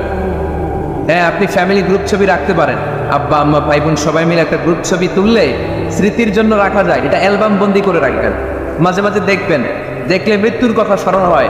আরে 10 বছর আগের ছবিটা দেখলে কি কুচকুচে কালো দাড়ি ছিল আমার, এখন সাদা হয়ে গেছে, ঠিক কিনা? তখন বুঝবেন যে মৃত্যুর দিকে আমি এগিয়ে যাচ্ছি।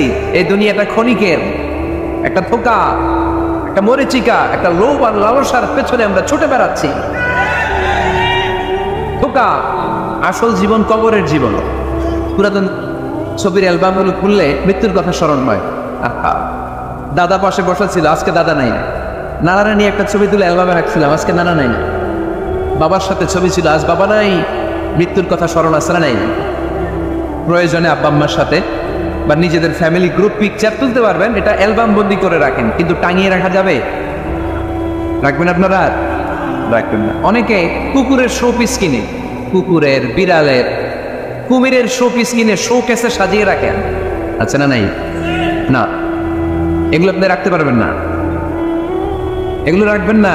ইন্নাল মালাইকাতা লা তাদখুলু বাইতান ফীহি তামাসিল ওয়া সূরা, যেই ঘরে ছবি টানিয়ে রাখা হয়, মূর্তি সাজিয়ে রাখা হয়, আল্লাহর রহমতের ফেরেশতারা ওই ঘরে কঠিন কালেও প্রবেশ করে না। তবে ছোট্ট মেয়েদেরকে পুতুল কিনে দেয়া যায়। কাদেরকে কথা বলে? ছোট্ট মেয়েদের। দেখবেন ওরা পুতুলকে বাচ্চার মতো আদর করে, এটার দুধ খাওয়ায়, এটার জন্য রান্না করে, গোসল করায়, আছে না নাই? আম্মা জান আয়েশা রাদিয়াল্লাহু তাআলা আনহা পুতুল নিয়ে খেলা করতেন। নারীদের, ছোট্ট মেয়েদের জন্য এটা জায়েজ রাখা হয়েছে এই কারণে, কারণ কিছুদিন পরেই তারা মা হতে চলেছে, ঠিক কিনা? কেমন করে বাচ্চা কাচ্চা লালন পালন করবে, কেমন করে আমাদের আগামী প্রজন্মকে তারা গড়ে তুলবে, ওইটার একটা প্রশিক্ষণ খেলার মাধ্যমেই ছোটবেলায় যেন তাদের হয়ে যায়। এজন্য ছোট্ট মেয়েদের জন্য পুতুল দিয়ে খেলাকে শরিয়ত জায়েজ রেখেছে। চিল্লায় পড়েন সুবহানাল্লাহ। কত সুন্দর আমাদের ইসলাম, check and balance, check and balance. কিন্তু ছবি টানিয়ে রাখা যাবে না। কুকুরের শোপিস, কুমিরের শোপিস শোকেসে সাজিয়ে রাখা যাবে? শান্তি আসবে না ঘরে, জাহান্নামের টুকরা হয়ে যাবে ঘর। ঘরের ভেতরে গিটার রাখা যাবে না। গিটার ছিলেন? হারমোনিয়াম রাখা যাবে না। ঢোল তবলা, বাজারে ঢোল বাজারে বাঁশি, আছে না নাই? ঢোল রাখতে পারবেন না। বংশী বাজায় কে রে সখী, বংশী বাজায় কে? বংশী রাখা যাবে না। বংশী মানে বাঁশি। এই বাঁশি, ঢোল, তবলা, হারমোনিয়াম, গিটার, এগুলো যদি ঘরে থাকে রহমতের ফেরেশতা ঢুকে না। আল্লাহ হাবিব সাল্লাল্লাহু আলাইহি ওয়াসাল্লাম বলেছেন, বুইসতু লিউকাসসিরাল মাসামির, ঢোল, বাদ্য, হারমোনিয়াম, তবলা এগুলোকে ভেঙে মাটির সাথে চুরিয়ে দেওয়ার জন্য আমি বিশ্বনবী আগমন করেছি। চিল্লায় বলেন ঠিক কিনা? এজন্য আল্লাহর হাবিব বললেন, ইন্নাল মালাইকাতা লা তাদখুলু বাইতান ফীহি তামাসিল ওয়া সূরা। মুসনাদ আহমদ ইবনে হাম্বলের হাদিস। আল্লাহর রহমতের ফেরেশতারা ওই সমস্ত ঘরে কশিন কালেও প্রবেশ করে না যেই ঘরে ছবি টাঙানো আছে আর আছে মূর্তি। কথা বুঝতে পেরেছেন? তাহলে এগুলো রাখা যাবে না। হিন্দি সিরিয়াল দেখা যাবে না, ঠিক কিনা?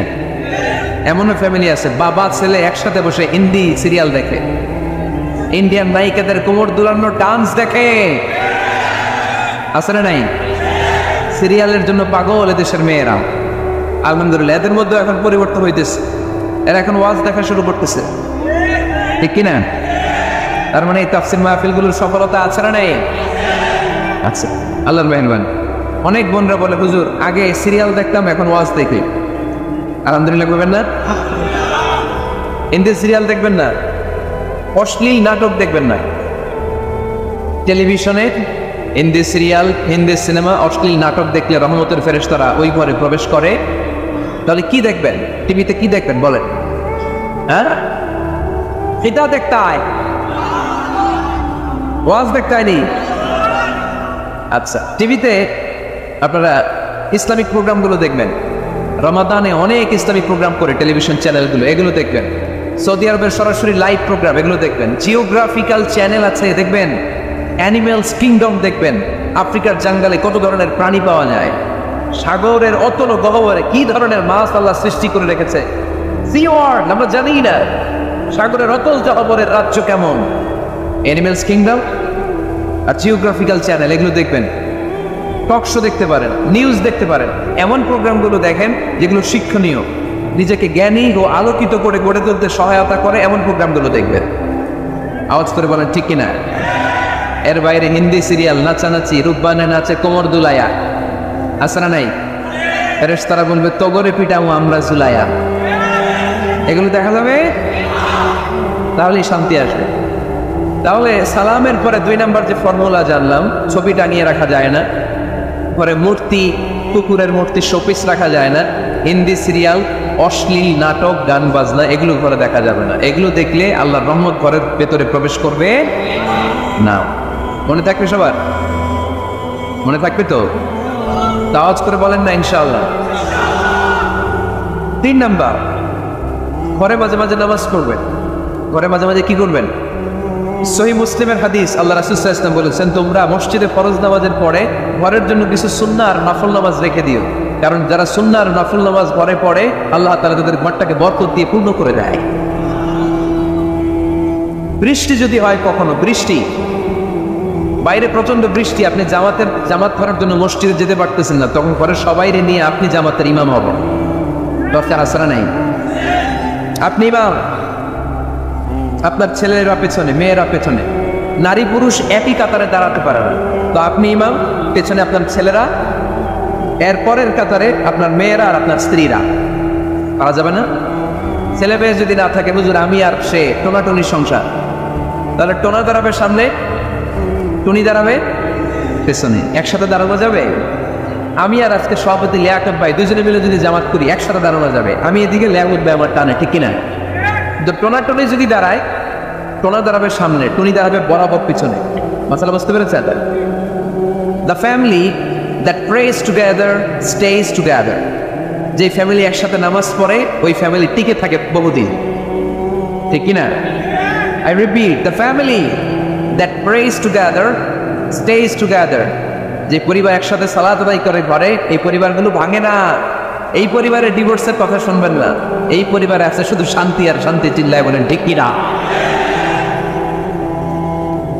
তাহলে 3 নম্বর ফর্মুলা, জামাতে সালাত করবেন। বৃষ্টি, জামাতে যেতে পারতেছেন না, সবাই নিয়ে আপনি ইমামতি করেন, অথবা তাহাজ্জুদের সময়, বাচ্চাদের ডিসেম্বর মাসে প্রায় অফ থাকে না, কথা কয় না? ডিসেম্বর মাসে ছুটি আছে না নাই? আছে। ছুটির সময়গুলোতে তাহাজ্জুদের প্রোগ্রাম করেন বাসায়, আপনি ইমাম, আপনার ছেলে মেয়ে আর স্ত্রী, আপনার মুক্তাদি, একসাথে ঘরে সালাত করলে ঘরটারে বরকতময় করে দেয় কে? কয়টা গেল? কয়টা? ভালো লাগতেছে না, না? নাকি আবার স্লোগান লাগবে? স্লোগান লাগলে আমারে বলবেন, স্লোগান দেওয়াই দিবে। আওয়াজ করে বলতে হবে কয়টা গেল? 3টা। 4 নাম্বার, পরে সুখ শান্তি সমৃদ্ধি ফিরিয়ে আনার 4 নাম্বার ফর্মুলা হচ্ছে একসাথে খাবার খান। কিভাবে খাবার খাবেন? একসাথে বসে খাবার খান। যদি একান্নবর্তী ফ্যামিলি হয়, ভাই বোন আত্মীয় স্বজন একসাথে, নারী পুরুষ দেখা দেওয়া জায়েজ নেই, তখন ছেলেরা একসাথে খান। ছেলেদের পর্ব শেষ হলে মেয়েরা একসাথে খান। একসাথে খেলে, খাবার শেয়ার করলে বরকত আছে না নেই? সামান্য একটু খাবার আপনি আপনার ছেলের পাতে তুলে দেন, আপনার ছেলে আপনার পাতে তুলে দেবে, বরকত বাড়ায় দিবে কে? একসাথে ইফতারি করবেন, আলাদা আলাদা ইফতারি করবেন না, একসাথে ইফতারি করলে বরকত দেয় কে? আল্লাহ হাবিব সাল্লাল্লাহু আলাইহি ওয়াসাল্লাম বলেন, কেউ যদি কাউকে ইফতারি করায়, তাহলে রোজাদারের যত সওয়াব, যিনি ইফতারি করালো তারও তত সওয়াব। সাহাবারা বলেন, আমাদের তো এত সম্পদ নাই যে মানুষকে ইফতারি করাও। আল্লাহ হাবিব সাল্লাল্লাহু আলাইহি ওয়াসাল্লাম বলেন, ওয়ালাউ বিতামরা, একটা খেজুর দিয়েও যদি করাও এই সওয়াব পাও। ওয়ালাউ বিআযকাতি লাবান, এক ঢোক দুধ দিয়েও যদি করাও, ওয়ালাউ বিশারবাতি মা, এক ঢোক পানি দিয়েও যদি করাও, এই সওয়াব পাবা। আপনি আপনার ভাই বোন একসাথে ইফতারি করতে বসেছেন, আপনার প্লেট থেকে একটা পেঁয়াজও আপনার ভাইয়ের প্লেটে দিবেন, ওই সওয়াব পাবে। আপনার ভাই একটা খেজুর আপনার প্লেটে দিবে, ওই সওয়াব পাবে। সুবহানাল্লাহ কইবেন না? তাহলে ঘরে সুখ শান্তি ফিরে আনার 4 নম্বর ফর্মুলা, একসাথে খাবার খান। একসাথে খাবার খেলে হৃদ্যতা বাড়ে, সম্পর্ক বাড়ে। খাওয়ার শুরু করবেন বিসমিল্লাহির রহমানির রহিম দিয়ে। কি দিয়ে? কোন হাতে খাবেন? বা হাতে, তাই না? চিল্লায় বলেন কোন হাতে? ডান হাতে। বিসমিল্লাহ বলে খাওয়া শুরু করবেন, ডান হাতে খাবেন, খাওয়ার শেষে পড়বেন আলহামদুলিল্লাহ। খাওয়ার পরে কি পড়বেন? খবরদার রান্নার বদনাম করবেন না। কখন রান্নার বদনাম করেন নাকি? এটা ঝাল হয়েছে, ওইটা মজা হয় নাই, এটা টক হয়েছে, এটা লবণ হয় নাই, এরকম আসানা নাই। লবণ হয় নাই, বউরের তালাক দিছে, এরকম আসানা নাই। রান্না একটু ভালো হয় নাই, ঝাল হয়ে গেছে বেশি, বউরে মায়ের সুদ, এরকম ডাকাইতে আছে না নাই? যা বলে ওইটা নিয়ে আপনাদের কাছে যায়। আমিও এই পর্যন্ত আল্লাহকে দেখি নাই, আর এই বর্ডারের উপরে উঠতে পারি নাই। আল্লাহ আমাকে অনেকগুলো পাখা দিয়েছে, আমি যদি 1 ইঞ্চি উপরের দিকে উঠতে চাই, আমার সবগুলো পাখা জ্বলে পুড়ে সারখার হয়ে যাবে। উপরে যাওয়া আমার কাজ না, এখন থেকে আপনি উঠবেন, আমি উঠতে পারবো? তাহলে মানুষ যদি মানুষের মতো হয়, সে ফেরেশতাকে ছাড়িয়ে যায়, আর মানুষ যদি অমানুষ হয়, সে পশুত্বকেও হার মানায়। চিল্লা এখন ঠিক না? এর কারণ এই পৃথিবীতে কোনো সিংহকে মারেন, সিংহকে মারেন।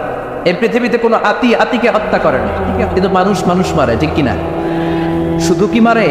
একটা সিংহ আর একটা সিংহকে 10 টুকরা করে না, একটা কুকুর আর একটা কুকুররে 8 টুকরা করে না, একটা হাতি আর একটা হাতিকে 15 টুকরা করে না, কিন্তু একটা মানুষ আর একটা মানুষকে 20 টুকরা করে, 8 টুকরা করে। আগুন লাগিয়ে জনপদকে জ্বালিয়ে দেয়, অ্যাটম বোমা মেরে মাইলকে মাইল তারা জনপদকে ধ্বংস করে দেয়। চিল্লা এখন ঠিক না? জাপানের হিরোশিমা নাগাসাকি 2টা শহর আছে। দ্বিতীয় বিশ্বযুদ্ধে আমেরিকান সোলজাররা ওখানে 2টা অ্যাটমিক বোমা ফেলালো, একটা নাম লিটল বয় আর একটা ফ্যাট ম্যান। হাজার হাজার নিরপরাধ সিভিলিয়ান জাপানিজ লোককে তারা মেরেছে, তাদের কোনো অপরাধ ছিল না। এজন্য মানুষ এমন একটা প্রজাতি, সে যদি ভালো হয়, সে যদি উপরের দিকে ওঠে, সে ফেরেশতাকেও হার মানা, আর সে যদি নিকৃষ্ট হয়, সে পশুত্বকেও হার মানায়। চিৎকার করে বলেন ঠিক কিনা? এজন্য কোরআন এসেছে আমাদেরকে আলোকিত মানুষ বানাতে, মানুষের মতো মানুষ বানাতে। আমরা যেন মানুষের মতো মানুষ হতে পারি। আল্লাহ তৌফিক দাও। চিল্লায় বলতে হবে আমিন। সম্মানিত সুধী, আজকের মাহফিলে আসতে পেরে আমরা খুশি না বেজার? কম না বেশি? আমরা সবাই খুশি পরিমাণে বেশি। আওয়াজ করে পড়েন আল্লাহু আকবার। আসুন আমরা ফরমালি আল্লাহ তাআলাকে একটা থ্যাঙ্কস দেই, ধন্যবাদ দেই যে আল্লাহ তাআলা এরকম বিশাল গ্যাদারিংয়ে আমাদেরকে আসার বসার তৌফিক এনায়েত করেছেন। আসুন হৃদয় নিংড়ানো মনের সবটুকুন ভালোবাসাকে উজাড় করে দিয়ে দেহের সবটুকুন শক্তি গলার এই মাঝ বরাবর এনে সিংহ শার্দুলের মতো গর্জন করে আমরা আওয়াজ করে পড়ি বিশ্বনবী শেখানো শুকরিয়া বাণী কালিমাতু শুকর আলহামদুলিল্লাহ। সবাই পড়েন রব্বানা লাকাল হামদ হামদান কাসীরান তাইয়িবান মুবারাকান ফীহি ইয়া রাব্বি লাকাল হামদু কামা ইয়ানবাগি লিজালালি ওয়াজহিকা ওয়া আযীমি সুলতানিকা লাকাল হামদু বিল ঈমান লাকাল হামদু বিল ইসলাম লাকাল হামদু বিল কোরআন। আজকের দিনটা হচ্ছে জুমাবার। কি বার? এই যে আমি আরবিতে ছোট ছোট 2টা খুতবা পড়লাম, অর্থ কিছু কিছু বুঝতে পারছেন কারা কারা? দেখি হাত তুলেন তো। মাশাআল্লাহ তাবারাকাল্লাহ, অনেকেই বুঝতে পেরেছে। দেখি আলহামদুলিল্লাহ, পরিবর্তন হতে শুরু করেছে। এখন আমরা আরবি বুঝি, ঠিক কিনা? কোরআনের ভাষা এখন আমরা বুঝতে শুরু করেছি, আলহামদুলিল্লাহ বলেন। এই জুমার খুতবা আমি বলেছিলাম এই দিনটা অনেক মহান দিন। সাইয়্যিদুল আইয়াম, leader of the all days in the week, সপ্তাহের 7টা দিনের সেরা দিন। আল্লাহর একটা সুন্নাত হচ্ছে আল্লাহ স্থানের উপর স্থানকে প্রাধান্য দেন, ব্যক্তির উপর ব্যক্তিকে প্রাধান্য দেন, জায়গার উপর জায়গাকে প্রাধান্য দেন। পৃথিবীতে অনেক শহরের ছড়াছড়ি, কিন্তু মক্কা শহরের আলাদা একটা গুরুত্ব আছে না নেই? পৃথিবীতে অনেক মানুষ, এর মধ্যে বিশ্বনবীর একটা আলাদা মর্যাদা আছে না নেই? পৃথিবীতে দিনের শেষ নাই, দিনের পর দিন আসে, মাস গড়িয়ে মাস আসে, বছর আসে। এই সবগুলো দিনের মধ্যে জুমার দিনের আলাদা একটা বরকত আছে না নেই? বিশ্বনবী বললেন 365 দিনের মধ্যে শ্রেষ্ঠ দিন আরাফার দিন, 365 দিনের মধ্যে শ্রেষ্ঠ রাত কদরের রাত, বছরের 12টা মাসের মধ্যে শ্রেষ্ঠ মাস রমাদানের মাস, আর সপ্তাহের 7 দিনের শ্রেষ্ঠ দিন জুমান। এই জুমার দিনে আল্লাহ তাআলা সাইয়েদনা আদম আলাইহিস সালামকে তৈরি করেছেন, ওনাকে দুনিয়ায় পাঠিয়েছেন, ওনার তাওবা কবুল করেছেন। আবার এই দিনে আল্লাহ তাআলা ওনার রূহ কবজ করেছেন। আবার এই জুমার দিনে আল্লাহ তাআলা কিয়ামত সংঘটিত করবে। চিৎকার করে পড়েন সুবহানাল্লাহ। তো এই কথাগুলো আমরা হাইলাইট করার চেষ্টা করেছিলাম। আল্লাহ এগুলোর উপর তুমি আমল করার তৌফিক দাও। আর জোরে পড়েন আমিন। আমি আপনাদের খেদমতে আমার খুতবার শুরুতে ছোট্ট একটা আয়াত তেলাওয়াত করেছি। এই আয়াতের আলোকে একটি ছোট্ট সূরা নিয়ে আপনাদের সামনে কিছু কথা রাখবার চেষ্টা করব ইনশাআল্লাহ। সবাই পড়েন ইনশাআল্লাহ। আজকে এমন একটা সূরা থেকে আমরা কথা শুনবো যে সূরাটা সবার মুখস্থ।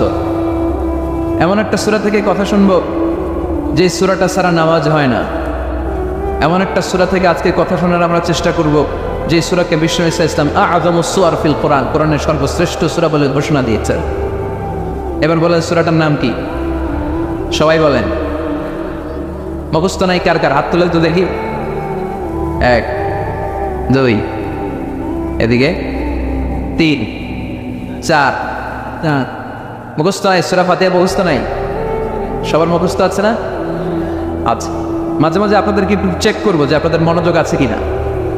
অনেকে ভুলবশত তুলে ফেলে, যে 4 জন তুলেছে ভুলবশত তুলেছে, ঠিক কিনা? আমরা ভুল খুললে আমাদেরকে মাফ করে কে?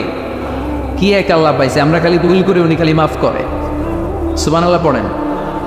গাফিরি যামবি ওয়া কাবিলিত তাওব, ওনার কাজই হচ্ছে তওবা কবুল করা, আর আমরা ভুল টুল কিছু করে ফেললে মাফ করে দেওয়া। চিল্লায় এখন ঠিক কিনা? কিনা? সূরাতুল ফাতিহা আমাদের আলহামদুলিল্লাহ সকলের মুখস্থ। আর এই সূরাটা যে আমরা কে কবে মুখস্থ করেছি কেউ বলতে পারবো না। বলতে পারবেন? কেউ বলতে পারবে? ছোটবেলা আব্বার হাতে ধরে যখন আমরা মসজিদে গিয়েছি, দাদার সাথে যখন মসজিদে যাইতাম, কোরআনের মাহফিলে যাইতাম, ইমাম সাহেবের পিছনে যখন জামাতের সালাতে শরীক হইতাম, ইমাম সাহেবের মুখ থেকে সূরা ফাতিহা শুনতে শুনতে কবে যে মনের অজান্তে মুখস্থ হয়ে গেছে আমরা নিজেরাও টের পাইনি। সুবহানাল্লাহ পড়েন। কোরআনের একটা মুআজিজা হচ্ছে, কোরআনের সাথে লেগে থাকলে কোরআনের কিছু কিছু অংশ মনের অজান্তে এমনি সিনার ভিতরে ঢুকে যায়। যেমন সূরাতুল ইখলাস প্রত্যেকের মুখস্থ আছে না? সূরাতুল কাউসার মুখস্থ আছে না? তেমনিভাবে সূরাতুল ফাতিহা সবার মুখস্থ আছে না নাই? আজকে আমরা এই সূরাটি থেকে কথা শুনবো ইনশাআল্লাহ পড়ে। এই সূরাটা হচ্ছে কোরআনের একেবারে শুরুর দিককার সূরা। এই সূরাটা হচ্ছে আউয়ালুস সূরা নাযালা কামিলান মিনাল কুরআন, কোরআনের সর্বপ্রথম নাজিল হওয়া পূর্ণাঙ্গ সূরা। এই সূরা নাজিল হওয়ার আগে কোরআনের কোনো সূরা পূর্ণাঙ্গ নাজিল হয় নাই। কোনো সূরার 10 আয়াত, কোনো সূরার 5 আয়াত, কিন্তু সর্বপ্রথম যে সূরাটা শুরু থেকে শেষ পর্যন্ত এট এ টাইমে একসাথে নাজিল হয়ে গিয়েছে, ওই সূরাটার নাম সূরাতুল ফাতিহা।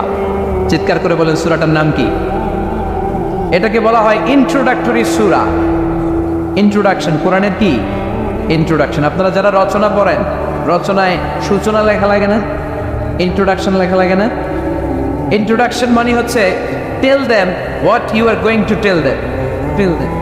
তারপরে যেটা ডিসক্রিপশন সেটাকে বলা হয় টেল দেম, আর কনক্লুশন হচ্ছে tell them what you have already told them. Introduction মানে tell them what you are going to tell them, তুমি সামনে কি বলতে যাচ্ছ এটা একটু বলো। এরপরে ডিসক্রিপশনে হচ্ছে টেল দেম, মানে তারপরে ভালো করে বলো। আর কনক্লুশন হচ্ছে then tell them what you have already told them. এরপরে তুমি বলো যা একটু আগে সব বলে ফেলছো। সুবহানাল্লাহ বলবেন না? তার মানে সূরাতুল ফাতিহাতে আল্লাহ আমাদেরকে বলতে চাচ্ছেন যে সামনে আল্লাহ কি কি বলবেন। সুবহানাল্লাহ পড়বেন না? 114টা সূরার মধ্যে থেকে 113টায় আল্লাহ কি নিয়ে কথা বলবেন এটা আল্লাহ সূরাতুল ফাতিহায় বলে দিয়েছে। সুবহানাল্লাহ পড়েন। এজন্য এই সূরাটাকে বলা হয় ফাতিহাতুল কিতাব, মানে এই কিতাবের ভূমিকা। আরবিতে ফাতাহা ইয়াফতাহু মানে টু ওপেন, কোনো কিছু খোলা। এই সূরাটা দিয়ে আল্লাহ কোরআনটাকে খুলেছে। পড়েন সুবহানাল্লাহ। কোরআন খুললেই সর্বপ্রথম আপনার নজরে যে সূরাটা পড়বে, সূরাটার নাম কি? আওয়াজ করে বলেন কি নাম? সূরাতুল ফাতিহা, প্রিফেস অফ দ্য বুক। সূরাতুল ফাতিহাই শুধু সূরাতুল ফাতিহার একমাত্র নাম নয়। সূরাতুল ফাতিহা ছাড়াও এই সূরার আরো অনেক নাম আছে। এই সূরার একটা নাম হচ্ছে উম্মুল কিতাব, মানে কিতাবের মা। আমাদের মা আছে না সবার? কথা কন। মার কথা মনে পড়লে মন কেঁদে ওঠে না? যাদের মা আমরা হারিয়েছি, যা চলে গিয়েছে, মায়ের কথা শুনলে মনটা কেমন লাগে? দুরু দুরু করে, যেরকম ঠিক কিনা? যখন রাত্রি নিঝুম এই চোখে ঘুম, একলা শূন্য ঘরে, তোমায় মনে পড়ে মাগো, তোমায় মনে পড়ে। যখন রাত্রি নিঝুম এই চোখে ঘুম, একলা শূন্য ঘরে, তোমায় মনে পড়ে মাগো, তোমায় মনে পড়ে। জানি তোমার আশিস পেলে উঠব সকল বাধা ঠেলে, তোমার আশিস সকল কাজে ঝরছে মাথায় পড়ে, তোমায় মনে পড়ে মাগো তোমায় মনে পড়ে। চিল্লা এখন ঠিক কিনা? আমাদের মা আছে, কোরআনেরও একটা মা থাকার দরকার আছে না? নেই? বিষ্ণু বললেন ইন্না হাদিহি সূরা উম্মুল কিতাব, এই সূরাতুল ফাতিহাটা কোরআন আল কারীমের মা। চিল্লায় বলেন আল্লাহু আকবার। উম্মুন মানে মা, আবার উম্মুন মানে সেন্টার, কেন্দ্রবিন্দু, আসল জিনিস। যেমনি মক্কাতুল মুকাররমাকে বলা হয় উম্মুল কুরা। মক্কার আরেক নাম কি? মক্কার আগের নাম ছিল বাক্কা, আগের নাম কি ছিল? পরে হয়েছে মক্কা। আবার মক্কা শহরের আরেকটা নাম হচ্ছে উম্মুল কুরা। কুরা শব্দটা কারিয়াতুন শব্দের প্লুরাল। কারিয়া মানে গ্রাম বা জনপদ। মক্কাতুল মুকাররমা হচ্ছে সমস্ত জনপদের মা, সমস্ত শহরের সেন্টার। তেমনি পুরা কোরআনুল কারীমের সেন্টার হচ্ছে সূরাতুল ফাতিহা। পড়েন সুবহানাল্লাহ। পুরো কোরআনে 30 পারায় আল্লাহ বিস্তারিতভাবে যা বলেছে, সূরা ফাতিহার ভেতরে আল্লাহ তাআলা সেটা সংক্ষিপ্তভাবে তুলে ধরেছে। আবার সূরাতুল ফাতিহায় আল্লাহ সংক্ষেপে যা বলেছে সেটারই বিস্তারিত বিবরণ আল্লাহ বাকি সূরাগুলোতে দিয়েছে। তার মানে 30 পারাকে সংক্ষিপ্ত করলে এটা সূরা ফাতিহা হয়ে যায়, আর সূরা ফাতিহার ব্যাখ্যা করলে এটা 30 পারা কোরআন হয়ে যায়। চিৎকার করে পড়েন আল্লাহু আকবার। তাহলে এটা হচ্ছে উম্মুল কিতাব, কিতাব, কিতাবের মা। আবার এই সূরার আরেকটা নাম হচ্ছে সূরাতুল ওয়াফিয়া। ওয়াফিয়া মানে অখণ্ড সূরা। কি সূরা? কথা বলেন, সবাই বলেন, আরো জোরে বলেন, অখণ্ড সূরা। এই সূরাকে খণ্ড খণ্ড করে পড়া যায় না। নামাজে আপনি চাইলে সূরা আর রহমানের প্রথম 10 আয়াত পড়লেন প্রথম রাকাতে, দ্বিতীয় রাকাতে বাকি 10 আয়াত, কবুল হবে না নামাজ? হবে। অথবা আপনি 2 রাকাত ফজরের নামাজের প্রথম রাকাতে সূরা ইয়াসিনের 8 আয়াত পড়লেন, দ্বিতীয় রাকাতে বাকি 8 আয়াত, কবুল হবে না? কিন্তু আপনি সূরাতুল ফাতিহা কোন এক রাকাতের প্রথম রাকাতে অর্ধেক পড়লেন, অর্ধেক দ্বিতীয় রাকাতে যে বাকি অর্ধেক পড়লেন, সালাত হবে? কথা বলেন। কারণ এটা সূরাতুল ওয়াফিয়া, অখণ্ড সূরা। এই সূরাকে খণ্ড খণ্ড করে পড়া যায় না। এই সূরা পড়লে একসাথে শুরু থেকে শেষ পর্যন্ত পুরোটাই পড়তে হয়। চিল্লায় বলেন ঠিক কিনা? কিনা? এরপরে সূরার আরেকটা নাম আছে সূরাতুদ দুআ। দোয়ার সূরা, প্রার্থনার সূরা। কেমন করে আপনি প্রার্থনা করবেন, কেমন করে আপনি আল্লাহর কাছে চাইবেন, সেটা এই সূরার ভেতরে আমাদের শিখিয়ে দিয়েছে কে? এই সূরাতে দোয়া আছে না? ইহদিনাস সিরাতাল, সবাই পড়েন ইহদিনাস সিরাতাল, ও আল্লাহ show us the right path, show us the correct path, show us the middle path. ও আল্লাহ সঠিক সহজ সরল পথ আপনি আমাদের দেখান। পড়েন আমিন। তার মানে কেমন করে আপনি দোয়া করবেন এটাও আল্লাহ তাআলা এই সূরাতে শিখিয়ে দিলেন। পৃথিবীর অনেক দেশে দোয়া বলতে তারা শুধু সূরাতুল ফাতিহা বোঝে। মালয়েশিয়াতে আমরা বিভিন্ন প্রোগ্রামে যখন অ্যাটেন্ড করি তখন তারা বলে লেটস রিসাইট অল টুগেদার সূরাতুল ফাতিহা। চলুন আমরা সবাই হাত তুলে সূরাতুল ফাতিহা পড়ি। তারা আলহামদুলিল্লাহ রাব্বিল আলামিন দিয়ে গয়রিল মাগদুবি আলাইহিম ওয়ালাদ-দাল্লিন আমিন বলে শেষ করে দেয়। এটাই দোয়া হয়ে গেল। কারণ সূরাতুল ফাতিহার চাইতে সুন্দর দোয়া আল্লাহর কোরআনের ভেতরে নাই। চিল্লায় পড়েন সুবহানাল্লাহ। আবার এই সূরার আরেক নাম হলো সূরাতুস সালাত, মানে নামাজের সূরা। নামাজের সূরা। এই সূরা না পড়লে নামাজ কবুল হয় না। বিশ্বনবী বললেন লা সালাতা লিমান লাম ইয়াকরা বিফাতিহাতিল কিতাব। নামাজের মধ্যে যেই ব্যক্তি সূরাতুল ফাতিহা তেলাওয়াত করে না তার নামাজটা আল্লাহর দরবারে কবুল হয় না। ঠিক কি না? সূরাতুল ফাতিহা না পড়লে নামাজ হবে? আমাদের জাতীয় মসজিদের নাম কি? বাইতুল মুকাররমের খতিব সাহেব পড়লে তো হবে। হবে না? হবে না? আচ্ছা, শাইখ আব্দুর রহমান আস-সুদাইস যিনি কাবা ঘরের সেন্ট্রাল ইমাম, উনি বললে অবশ্যই হবে। বিশ্বনবী যদি সূরাতুল ফাতিহা ছাড়া সালাত পড়তেন নামাজ হতো? কথা বলেন। কারণ এটা এমন সূরা, এই সূরাকে বলা হয় সূরাতুস সালাত, নামাজের সূরা। আপনি অন্য সূরা না পড়েন সমস্যা নাই, কিন্তু সূরা ফাতিহা না পড়লে আপনার নামাজ আল্লাহর দরবারে কবুল হবে। আবার বিশ্বনবী বললেন এটা হলো সূরাতুশ শিফা, আরোগ্যের সূরা, দ্য সূরা অফ রেমেডি, দ্য সূরা অফ কিউরনেস। এই সূরা পড়ে ফু দিলে অসুস্থ ব্যক্তিকে সুস্থ করে দেয় কে? কোরআনের ভেতরে শিফা আছে না নাই? এই সূরার ভেতরে শিফা ঢুকিয়ে দিয়েছে কে? এজন্য রাব্বুল আলামিন বলেন ওয়ানুনাজ্জিলু মিনাল কুরআনি মা হুয়া শিফাউন ওয়া রাহমাতুল লিল মুমিনিন ওয়া লা ইয়াজিদুল যালিমিনা ইল্লা খাসারা। এই কোরআনের মধ্যে আমি রহমত দিলাম, এই কোরআনের ভেতরে আমি রব্বুল আলামিন বরকত ঢেলে দিলাম, আবার এই কোরআনের ভেতরে তোমাদের জন্য আমি শিফা নাজিল করে দিলাম। সুবহানাল্লাহ। শিফা, সূরাতুল ফাতিহা পড়ে অসুস্থকে ফু দিলে সুস্থ করে দেয় কে? আপনারা পীর সাহেব হুজুরের কাছে দোয়ার জন্য যান না? জান না যে হুজুর একটু পানি পড়ে দেন, ফু দিয়ে দেন। হুজুর কি পড়ে জানেন? কি পড়ে? সূরাতুল ফাতিহা পড়ে, ফিস ফিস করে পড়ে, কেউ শুনে না, কিন্তু আমরা সবাই জানি এটা সূরাতুল ফাতিহা পড়ে। আপনিও যদি ওযু করে সূরাতুল ফাতিহা পড়ে ফু দেন, অসুস্থরে সুস্থ করে দিবে কে? কিন্তু ঈমান থাকতে হবে। ঈমানটা নড়বড়ে হইলে হবে না। সবার ঈমান কি একরকম? কথা বলেন। কেউ ফু দিলে মোমবাতি নেবেন, আর কেউ ফু দিলে পানিতে আগুন ধরে যায়। আছে না নাই? তো ফুয়ে ফুয়ে পার্থক্য আছে না নাই? বিশ্বনবী যে রাতে মক্কা থেকে মদিনায় হিজরত করে যাবেন, তিনি সূরাতুল ইয়াসিনের প্রথম 9 আয়াত পড়ে সামান্য একটু এক মুষ্টি বালি নিয়ে ফু দিয়ে ছেড়েছেন। এক মুষ্টি বালি, আর বিশ্বনবীর বাড়ি ঘেরাও দেয়া আবু জাহেলের পান্ডা বাহিনী দিয়ে। আল্লাহ তাআলা ওই সামান্য ধুলিকণা বালিকণা প্রতিটি কাফেরের চোখের মধ্যে পৌঁছে দিয়েছেন। তো বিশ্বনবীর ফু আর আমরা সলিমুদ্দিন কলিমুদ্দিন ফু কি একরকম হবে? ইমানে ইমানে পার্থক্য আছে না নাই? কিছু ইমান আছে নামমাত্র ইমান, আসলে এগুলো মুমিন না, এগুলো মুনাফিক। কথা কন, এগুলো দোদেল বান্দা। এগুলো যেদিকে বৃষ্টি ওইদিকে ছাতা ধরে, যখন যেই সরকার ক্ষমতায় তখন তাদেরকে তেল মারে। এখন অবশ্য যখন যেই সরকার নাই, এক সরকার হয়ে গেছে, এখন ওইটারই তেল মারতে হবে। কথা কন, এরা হচ্ছে দোদেল বান্দা, এরা নেহি এদার নেহি ওদার, দারমিয়ান মে সাদার বাদার। এরা উপরে ফিটফাট, ভিতরে হ্যাঁ সদরঘাট। সদরঘাট ফিটফাট হয় নাই এখনো? সদরঘাট দেখছেন না? মুখস্থ কর। উপরে ফিটফাট, ভিতরে ভিতরে নেহি এদার নেহি ওদার, দারমিয়ান মে সাদার বাদার।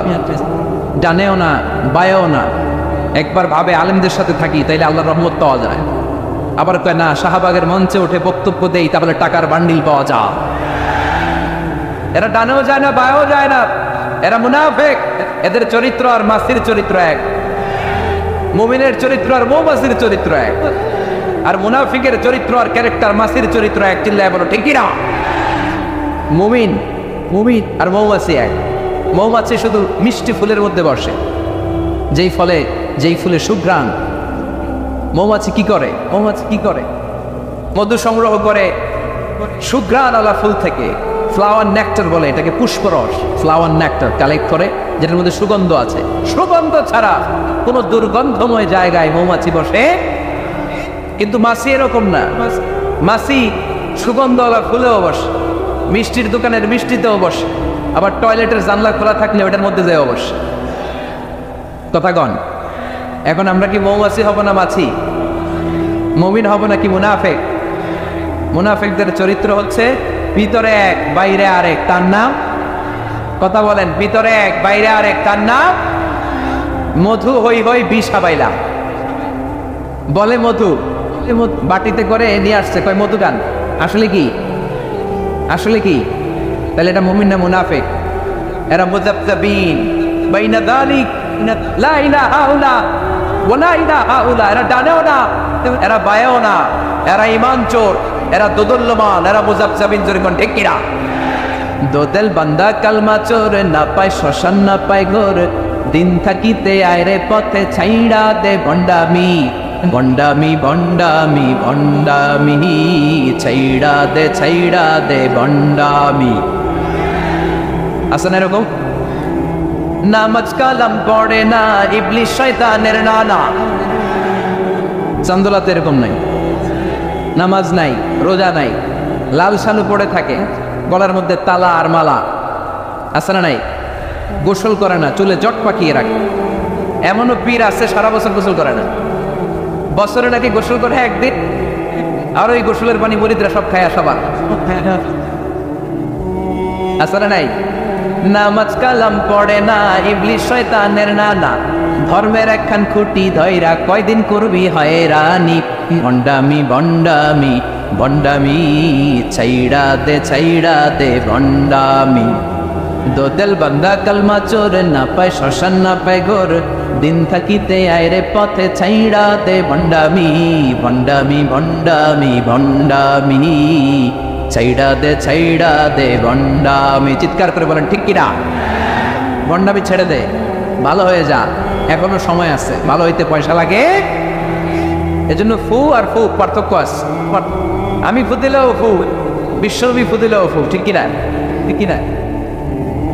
আমি ফু দিলে যতটুকু কাজে লাগবে কাজে লাগবে। আপনার জনম দুঃখিনী মায়ের কাছে যে যদি এক গ্লাসের পানির মধ্যে ফু দিতে বলেন, ওইটা আরো বেশি কাজে লাগবে, ঠিক কিনা? দুইটা গ্লাস, এক গ্লাসের মধ্যে পৃথিবীর যত ইমাম আছে, খতিব আছে, আল্লাহর ওলিরা ফু দিয়ে দিল। আর একটা গ্লাসের মধ্যে আপনার আব্বা একটা ফু দিল, আপনার আম্মা একটা ফু দিল, আল্লাহর কসম আপনার বাবা মায়ের ফুটা কাজে লেগে যাবে, আগে আগে আল্লাহর আরশে চলে যাবে। তার মানে ফুতে ফুতে পার্থক্য আছে না নাই? ইমানে ইমানে পার্থক্য আছে না নাই? কিছু ইমান আছে এটা জ্বলে ওঠে না, এটা মুনাফিকের ইমান, চিল্লায় বলেন ঠিক কিনা? আর কিছু ইমান আছে অন্যায় দেখলে, সমাজের অসঙ্গতি দেখলে জ্বলে ওঠে আপন শক্তিতে, আছে না নাই? যে ইমান প্রয়োজনে জ্বলে ওঠে না, যে ইমান সত্যনের কথা বলে না, যে ইমান প্রয়োজনে জ্বলে ওঠে না, যে ইমান সত্যনের কথা বলে না, যে ইমান বাস্তবে নাই, যে ইমান অন্তরে নাই, মুখে ফুটায় কথার কলি, কি করে তারে বলো ইমানে বলি, কি করে তারে বলো ইমানে বলি, কি করে তারে বলো ইমানে বলি, ঠিক কি না? অন্যায় দেখে প্রতিবাদ নাই, ইসলামকে বিজয়ী শক্তি হিসেবে দেখার খায়েশ অন্তরে না। এটা কি ইমান না মুনাফিক? এটা কি মুমিন না মুনাফিক? যে ইমান দিন কায়েমের আন্দোলনের ধার ধারে না, ধার ধারে না, যে ইমান লেবাসধারী কোরআন হাদিস তাও পড়ে না, তাও যে ইমান খাজার নামে বাজার গড়ে ফুলুস কামায়, আছে না নাই? যে ইমান শিরকিয়াতের আমল করে ভীত না হয়, যে ইমান ইমান ছেড়ে নাস্তিকতার মঞ্চে ওঠে, যে ইমান কাফের মতের দোসরে হয়ে ফায়দা লুটে, ঠিক না? যে ইমান শুধুই কেবল খায় দায় আনন্দ করে, যে ইমান দেখে না যে আরাকানে ভাইরা মরে, যে ইমান বাস্তবে নাই, যে ইমান ময়দানে নাই, মুখে শুধু ফাঁকা বলি, কি করে তারে বলো ইমানে বলি, কি করে তারে বলো ইমানে বলি, কি করে তারে বলো ইমানে বলি। জোরে বলেন ঠিক কিনা? তাহলে ইমান ইমানে পার্থক্য আছে না?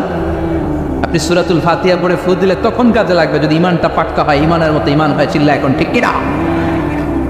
এই জন্য বিশ্বনবী বললেন সূরাতুল ফাতিহাই শুধু সূরাতুল ফাতিহার একমাত্র নাম না, এই সূরার অনেকগুলো নাম আছে। এই সূরার অসাধারণ একটা নাম হচ্ছে সূরাতুশ শিফা। সূরাতুল ফাতিহা পড়ে অসুস্থ ব্যক্তির গায়ে ফু দিলে সুস্থ করে দেয় কে? রাজি আছেন তো? এটারে আরবিতে বলে রুকিয়া। কি বলে? তাবিজ ঝুলাতে নিষেধ করেছেন বিশ্বনবী। গলায় হাতে পায়ে তাবিজ আছে না নাই? এক ছেলেরা দেখলাম গলায় 3টা, হাতে 2টা, পায়ে 4টা, কোমরে আবার বাঁধে, ওটার একটা কাইতন। কি কয়? তো ছেলে সুস্থ থাকবে কেমনে? এগুলার ওজনে আর ভারেই তো সে অসুস্থ হয়ে যাওয়ার কথা। যে ব্যক্তি তাবিজ ঝুলায়, বিশ্বনবী বলেছেন তাবিজের দিকে আল্লাহ তাআলা তাকে মুখাপেক্ষী করে দেন। আল্লাহর জিম্মা, আল্লাহর রহমত, বরকত, mercy, blessings, protection from your lord, এটা আল্লাহ কেড়ে নেয়। পড়েন নাউজুবিল্লাহ। এজন্য তাবিজ ঝুলাবেন, গলায় কোমরে যা আছে আজকে যে সব ছিঁড়ে ফেলবেন, আর সূরা ফাতিহা পড়ে শুধু ফু দিবেন, সুস্থ করে দিবে কে?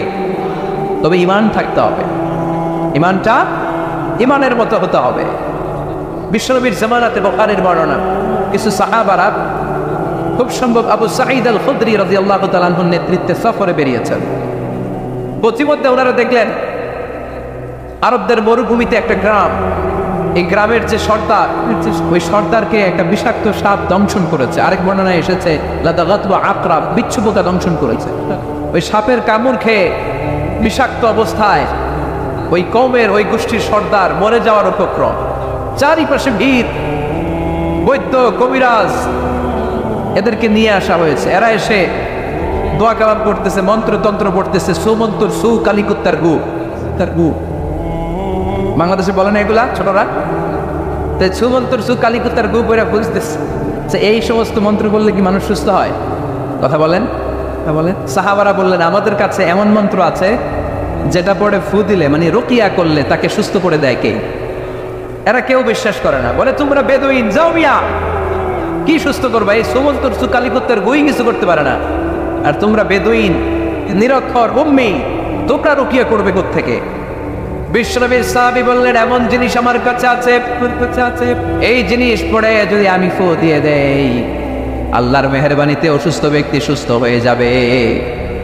কোন ক্রমে যখন সুমন্তর সুতে আর কাজ হয় না, এবার বিশ্বনবীর সাহাবা আবু সাইদ খুদরিকে এরাদুল্লাহ আসো, এসে একটু রুকিয়া করে যাও, ঝাড়ফুঁক করে যাও।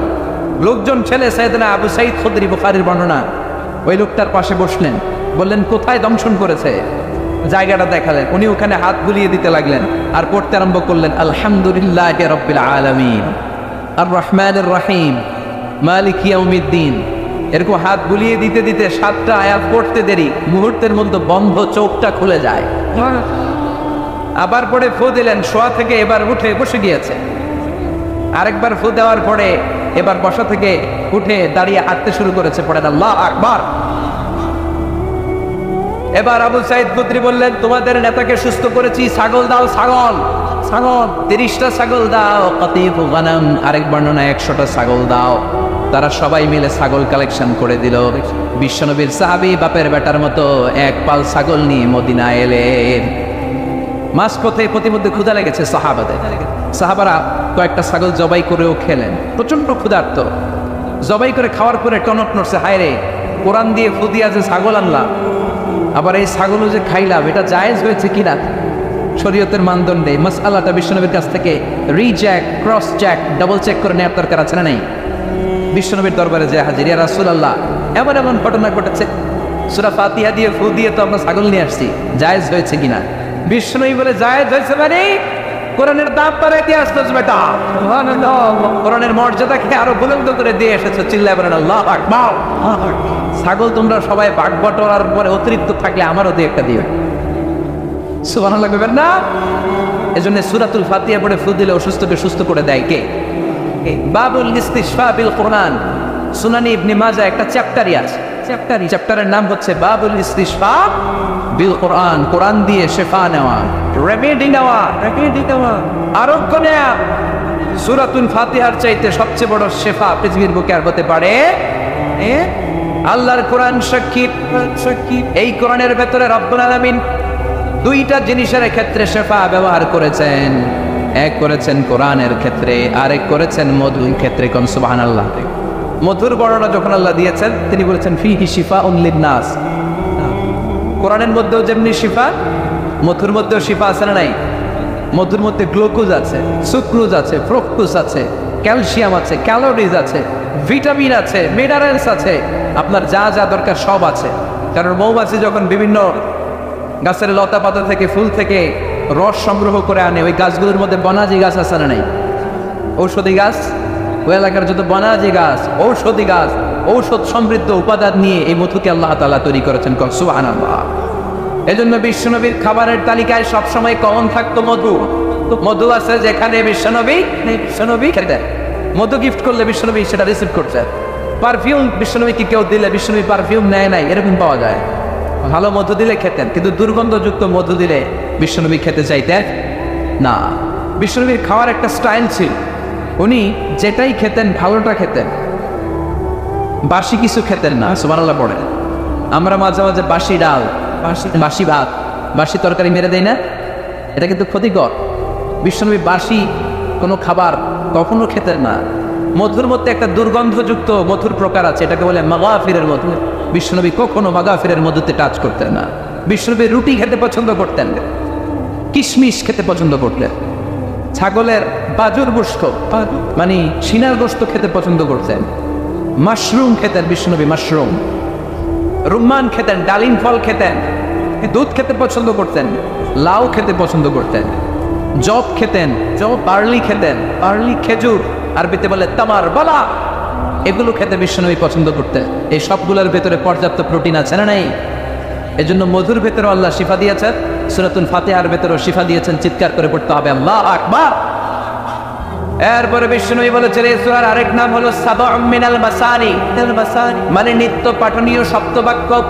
ওয়ালাকাদ আতাইনাকা সাবআম মিনাল মাসানি ওয়াল কুরআনাল আযীম। আল্লাহ বললেন নবী, আমি আপনাকে নিত্য পাঠনীয় সপ্তবাক্য দান করেছি, পাশাপাশি কোরআনে আযীম দান করেছি। পড়েন সুবহানাল্লাহ। সূরাতুল ফাতিহার আরেকটা নাম হচ্ছে সাবউল মাসানি। সবাই আওয়াজ করে পড়েন সাবউল মাসানি। তাফসীর মাহফিলে এসে কিছু শব্দ শিখে যেতে হবে। I consider all the sitting people in front of me my student. আমি যখন বক্তৃতা করি আমি মনে করি যারা শুনছে তারা আমার ছাত্র। আমার আগে হামজা ভাই বসেছিলেন, তখন উনি ছিলেন আমাদের শিক্ষক, আমরা ছিলাম ছাত্র। আমার পরে শাইখুল ইসলাম শাইখ ভাই বসবেন, উনি আমাদের শিক্ষক, আমরা ছাত্র। কোরআনের ছাত্র হইতে মনে চায় না? কোরআনের ছাত্র হয়ে বাঁচলেও লাভ, মরলেও লাভ। যেরকম ঠিক কিনা?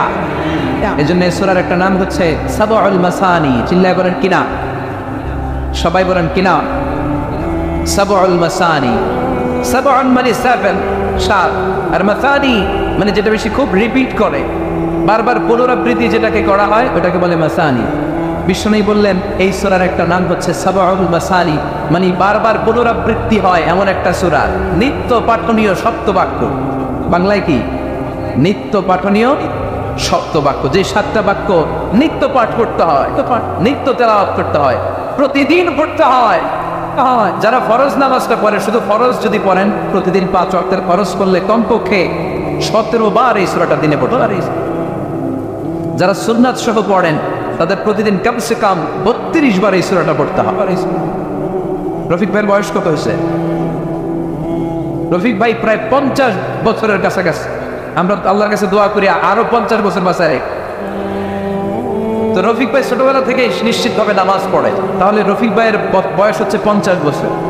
উনি সুন্নাত সহ নামাজ পড়ে, প্রতিদিন 32 বার যদি সূরা পড়া লাগে, তাহলে রফিক ভাইয়ের 50 বছর বয়স উনি কত লক্ষবার সূরা ফাতিহা পড়ছে উনি নিজেও জানে না।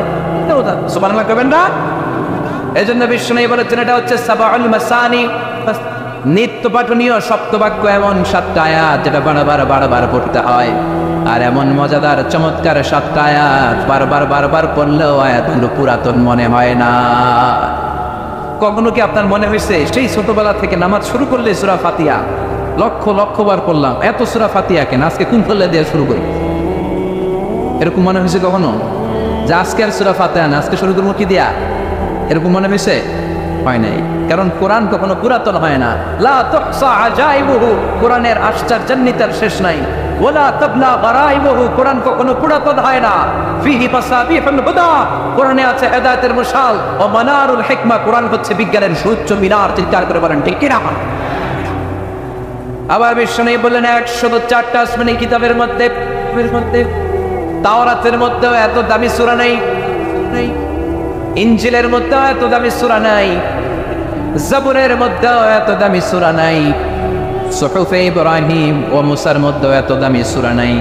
যে দামি সূরাটা আল্লাহ আমাকে দান করেছে ওই দামি সূরাটা বলো সবাই পড়েন আলহামদুলিল্লাহি রাব্বিল আলামিন আর-রাহমানির রাহিম মালিকি ইয়াউমিদ্দিন ইয়্যাকা না'বুদু ওয়া ইয়্যাকা নাস্তাঈন ইহদিনাস সিরাতাল মুস্তাকিম সিরাতাল লাযীনা আন'আমতা আলাইহিম গায়রিল মাগদুবি আলাইহিম ওয়ালাদ-দাল্লিন।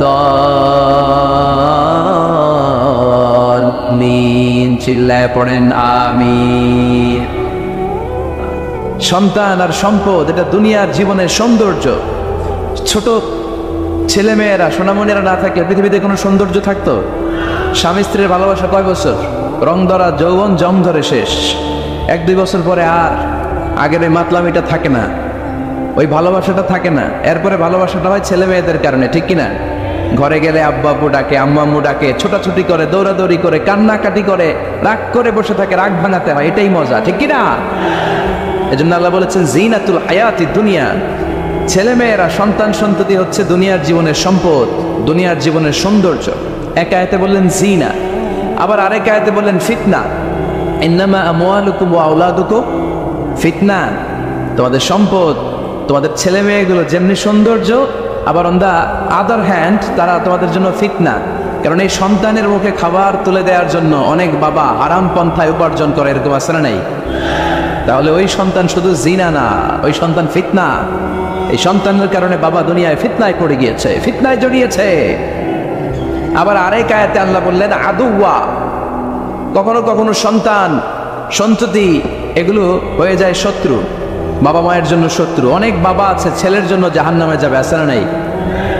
অনেক ছেলে আছে বাবার জন্য জাহান্নামে যাবে। কিয়ামতের দিন বাবা ছেলেরে পরিচয় দিবে না, ছেলে বাবারে পরিচয় দিবে না, একে অপরের শত্রু হয়ে যাবে, ঠিক কিনা? কারণ দিনটা বড্ড ভয়ঙ্কর, কেউ কাউরে চিনবে না। সেদিন হবে 50,000 বছরের সমান একটা দিন। সবার মুখে একটাই চিৎকার, ইয়া নাফসি ইয়া নাফসি। আকাশের জলজলে সূর্যটা অনেক দূরে, তারপরেও তাকাতে কত সমস্যা হয়। অনেকে এইভাবে আছেন, সেই সূর্যটা, তেজদীপ্ত সূর্যটা কিয়ামতের মাঠে মাথার একেবারে কাছাকাছি চলে আসবে। সূর্যের প্রচন্ড তাপে মাথার মগজগুলো গলে গলে নাকের ছিদ্র আর কানের ছিদ্র দিয়ে বেয়ে বেয়ে পড়বে। হুফাতান উরাতান মুশাতান গুরলা। পায়ে দেওয়ার মতো কারো জুতা থাকবে না। আজকে এই যে বাটা জুতা পরে আসছেন, অ্যাপেক্সের জুতা, কিয়ামতের দিন জুতা থাকবে পায়ে, গায়ে জামা থাকবে না। Everyone will stand up as naked.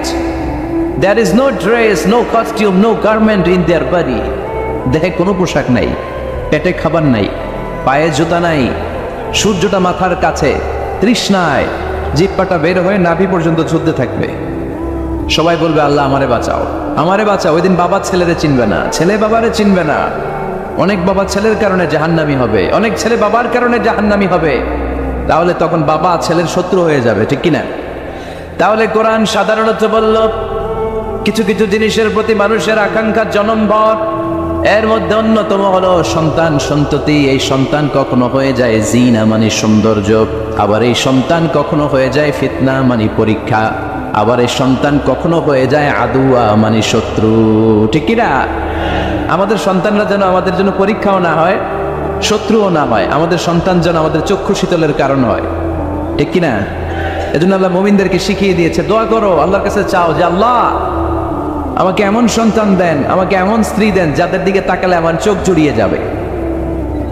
আল্লাহ বললেন তোমরা আমার কাছে চাও, আর পর রব্বানা হাবলানা মিন আজওয়াজিনা ওয়া যুররিয়াতিনা কুররাতা আ'য়ুন ওয়াজআলনা লিল মুত্তাকিনা ইমামা। ও আমাদের রব, আমাদেরকে এমন স্ত্রী দান করেন, এমন সন্তান দান করেন যে স্ত্রীদের দিকে তাকালে, যে সন্তানের দিকে তাকালে আমাদের হৃদয়টারে জুড়িয়ে দিবে কে? এরকম স্ত্রী, এরকম সন্তান আমরা চাই কি চাই না? ঘরে ঢোকার পরে স্ত্রীর দিকে তাকালে কলিজা ঠান্ডা হয়ে যায়, সন্তানের দিকে তাকালে হৃদয়টা জুড়িয়ে যায়। এরকম সন্তান আমরা চাই না? কথা বলতে হবে, চাই কি চাই না? এরকম সন্তান কেমন করে আপনারা গঠন করবেন, কেমন করে সন্তানকে মানুষের মতো মানুষ বানাতে হয়, এই নিয়ে কিছু কথা আজকে আমরা শুনবো। মনোযোগ আছে? কষ্ট হচ্ছে না তো? আমি যতক্ষণ আছি ততক্ষণ থাকবেন? মাশাআল্লাহ মাশাআল্লাহ। তাহলে থাকেন আমার সাথে, বসেন, কথা বলি কিছু। আসলে এগুলো খুব জরুরি ওয়াজ। কি করে ফ্যামিলি ঠিক করবেন, কি করে দাম্পত্য জীবনটাকে সুখময় করবেন, কি করে সমাজটাকে ভারসাম্যপূর্ণ করবেন, কি করে ছেলে মেয়েদেরকে মানুষের মতো মানুষ করবেন, এগুলো জানার দরকার আছে না নাই? এর কারণ আমি প্রায় বলি, খেয়াল করে শোনেন, খুব জরুরি কথা, এদিক সেদিক তাকানো যাবে না, সময় কম। আমার দিকে তাকান, আমার দিকে তাকান।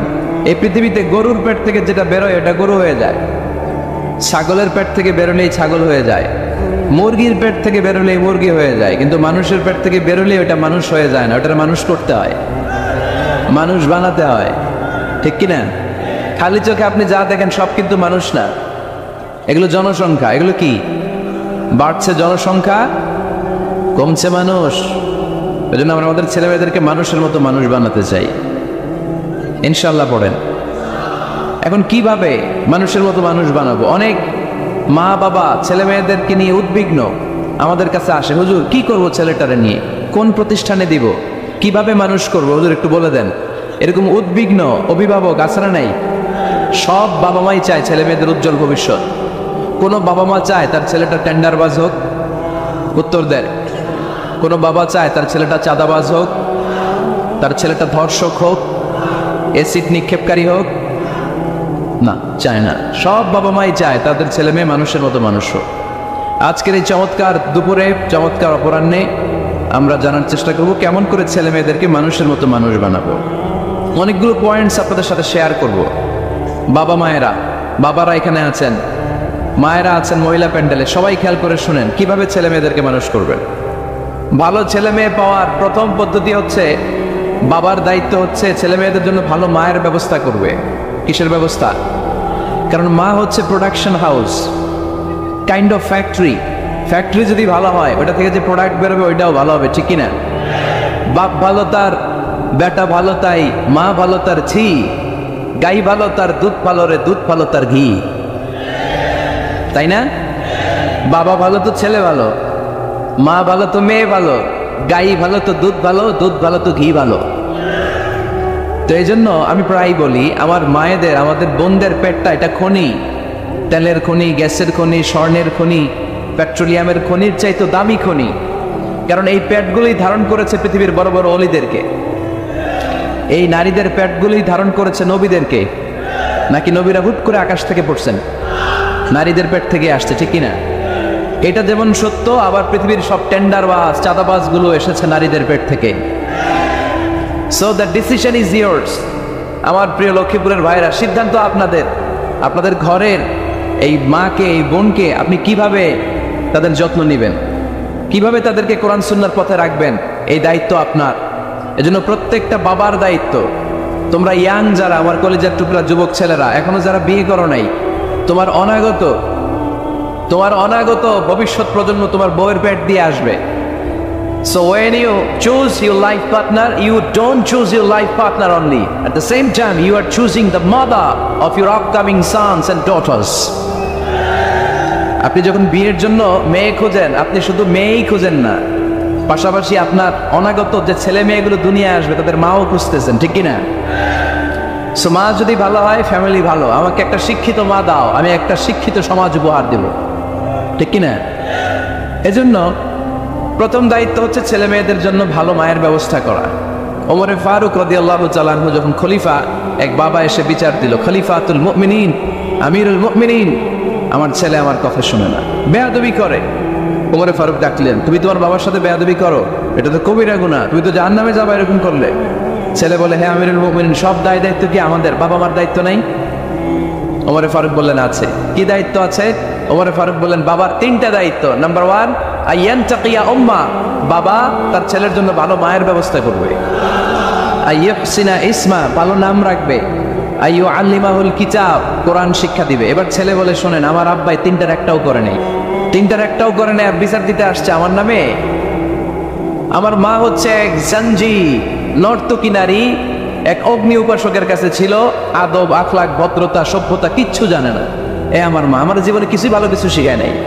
নাম্বার 2, আমার নাম রাখছে সাম্মানি জুলা, ইয়ানি খানফাসা, আমার নাম রাখছে সামসিকা। নাম কি? এটা একটা নাম হইল? ওয়ালাম ইউআল্লিমনি হারফাম মিন কিতাবিল্লাহ, আল্লাহর কিতাবের একটা অক্ষর আমার শিখায় নাই। ওমর ফারুক এবার রেগে গেলেন, বাবার গাড়ে ধরলেন, তুই বেটা বিচার দিতে আসছিস ছেলেরে নিয়ে, এখন তোর বিচার হবে আগে। 1 নম্বর দায়িত্ব, ছেলে মেয়েদের জন্য ভালো মায়ের ব্যবস্থা করতে হবে। কিসের ব্যবস্থা? মা ভালো তো সন্তান ভালো, মা ভালো তো, এটা কি বুঝতে পারছেন? নাম্বার 2, ভালো মায়ের ব্যবস্থা করলেন, এবার দাম্পত্য জীবন শুরু করলেন। এবার আপনার আল্লাহর কাছে নেককার সন্তান চাইবেন। সন্তান দেওয়ার মালিককে? আল্লাহর কাছে দোয়া করবেন, রব্বিলা তাদারনি ফারদা ওয়া আনতা খায়রুল ওয়ারিসিন। এটা নবীদের দোয়া। পারেন না দোয়াটা? সবাই পড়েন আমার সাথে, রব্বিলা তাদারনি ফারদা ওয়া আনতা খায়রুল ওয়ারিসিন। এর মানে হলো, আল্লাহ আপনি আমারে নিঃসন্তান বানিয়ে এই দুনিয়ায় রাখবেন না, আপনি তো উত্তম উত্তরাধিকার তৈরিকারী, আপনি উত্তম সন্তান দানকারী, ঠিক কিনা? আল্লাহ তাআলা সন্তান দেন, এজন্য আপনি দোয়া করবেন, এই দোয়াগুলো পড়বেন। রব্বি হাবলি মিনাস সালিহিন, আমার সাথে সাথে আওয়াজ করে পড়েন, রব্বি হাবলি মিনাস সালিহিন। কেউ বাদ যাবেন না, আওয়াজ করে সবাই পড়ুন, রব্বি হাবলি মিনাস সালিহিন। এর অর্থ হচ্ছে, হে আল্লাহ, আপনি আমাকে নেককার সন্তান দান করেন। আওয়াজ করে পড়েন আমিন। নেককার স্ত্রী, নেককার সন্তান আল্লাহর কাছে চাইতে হয় ভাইয়েরা, না চাইলে পাওয়া যায় না। তাহলে 1 নম্বরে ভালো মায়ের ব্যবস্থা করলাম সন্তানের জন্য, 2 নম্বরে আমরা আল্লাহর কাছে দোয়া করলাম, 3 নম্বরে আল্লাহ দোয়ায় সাড়া দিলেন, আল্লাহ ছেলে বা মেয়ে কিছু একটা দিলেন, তখন শুকরিয়া করবেন কার? নাকি না শুকরি করবেন? অনেকে ছেলে পছন্দ করে, মেয়ে পছন্দ করে না, আছে না নেই? আলহামদুলিল্লাহ এইখানে এরকম কেউ নাই। এই আছে, তুমি জানলা কেমনে? আমি বাঁচায় দেওয়ার জন্য বললাম নাই, এরপর এরা কয় আছে। যদি কেউ থেকেও থাকে, চেঞ্জ ইউর মাইন্ড, আপনার মাইন্ডটা চেঞ্জ করেন। ছেলে হোক মেয়ে হোক, শুকরিয়া করবেন কার? কারণ পৃথিবীর এই যে বড় বড় বিজ্ঞানীরা মাইক বানাতে পারে, মোবাইল বানাতে পারে, কম্পিউটার বানাতে পারে, রকেট বানাতে পারে, জেট প্লেন বানাতে পারে, হেলিকপ্টার বানাতে পারে, কিন্তু পৃথিবীর সব বিজ্ঞানীরা মিলে একটা বাচ্চা বানাতে পারবে? একটা সন্তান বানাতে পারবে? আর্টিফিশিয়াল মাঝে মাঝে রোবট বানায়। একটা রোবট আসছিল আমাদের দেশে, সোফিয়া নামে, মনে আছে? এরকম আরো ডেভেলপড রোবট তারা বানিয়েছে, কিন্তু এগুলোও কাজ করে না। এদিকে যাইতে গেলে মাঝে মাঝে ওদিকে চলে যায়। আর এগুলোর সিস্টেম সফটওয়্যার ভিতরে ঢুকাই দিতে হয়, সফটওয়্যারে যা, এর বাইরে কিছু বলতে পারে না। তাহলে গোটা বিশ্বের সবগুলো রোবট এক জায়গায় রাখলে আল্লাহর দেয়া একটা মানুষের ব্রেনের সমান হবে? এই পৃথিবীর সবচেয়ে পাওয়ারফুল কম্পিউটারের নাম হচ্ছে দি ক্রে 1 সুপার কম্পিউটার। আমেরিকার মিলিটারি বেইজে বিভিন্ন ম্যাথমেটিক্যাল ইকুয়েশন ড্র করার জন্য এই কম্পিউটার তারা ইউজ করে। এরকম 10,000 সুপার কম্পিউটার মিলেও একটা হিউম্যান ব্রেনের সমান হবে না। চিল্লায় পড়েন সুবহানাল্লাহ। আল্লাহ বলে, খবরদার, দুনিয়ার সবাই অনেক কিছু বানাতে পারে, অনেক কিছু তৈরি করতে পারে, কিন্তু একটা সন্তান দিতে পারে না। তুমি 6টা ছেলে পাওয়ার কারণে নাশুকরি করো, মেয়ের জন্য আমার বিরুদ্ধে কথা বলো। এমন অনেক দম্পতি আছে 20 বছর কেঁদে কেঁদে জীবনটারে শেষ করে দিল। আমি এমন পরীক্ষায় ফেলেছি, একটা সন্তানও তাদের দেই নাই। আল্লাহ অনেককে কিছু দেন নাই। ছেলে দেয় কে? সবাই বলতে হবে, ছেলে দেয় কে? মেয়ে দেয় কে? ছেলে মেয়ে দুইটাই দেয় কে? আবার কাউরে ছেলেও দেন না, মেয়েও দেন না, তিনি কে? এজন্য তিনি বললেন, ইয়াহাবু লিমান ইয়াশাউ ইনাসা ওয়া ইয়াহাবু লিমান ইয়াশাউ যুকুর আও ইউযাওয়িজুহুম যুকরানা ওয়া ইনাসা ওয়া ইয়াজআলু মান ইয়াশাউ আকিমা ইন্নাহু আলীমুন কাদির। পড়েন সুবহানাল্লাহ। আল্লাহ রেখে বললেন, আমি এমন এক সত্তা, আমি যারে চাই তারে ছেলে দেই, যারে চাই তারে মেয়ে দেই, যারে চাই তারে ছেলেও দেই, মেয়েও দেই। আমি এমন এক সত্তা, যারে চাই না তারে ছেলেও দেই না, মেয়েও দেই না। তিনি কে? তিনি দেন। এজন্য শুকরিয়া করবেন কার? 3টা চলে গেল, ছেলে হোক মেয়ে হোক, শুকরিয়া করব। 4 নাম্বার, ছেলে দেখ মেয়ে দেখ, সন্তান হওয়ার সাথে সাথেই ছেলের কানে বা মেয়ের কানে আজান দিতে হবে। কে দিতে হবে? আজান দিতে হবে। দেন না আপনারা? দিবেন নাকি ইমাম সাহেব হুজুর আসবে তারপরে দিবে, বসে থাকেন? খতিব সাহেব হুজুর না আসতে তার আজান দেওয়া যাবে না, বড় হুজুর না আসতে তার দেওয়া যাবে না, এরকম না। মুসনাদে আহমদ ইবনে হাম্বলের হাদিস, ফাতেমা রাদিয়াল্লাহু তাআলা আনহার প্রথম সন্তান ইমাম হাসান রাদিয়াল্লাহু তাআলা আনহু, আল্লাহ রাসূলের নাতি ইমাম হাসান যখন জন্মগ্রহণ করলো, বিশ্বনবী নিজে এসে হাসানকে কোলে নিয়ে হাসানের কানের সামনে আজান দিয়েছেন। আযানা রাসূলুল্লাহ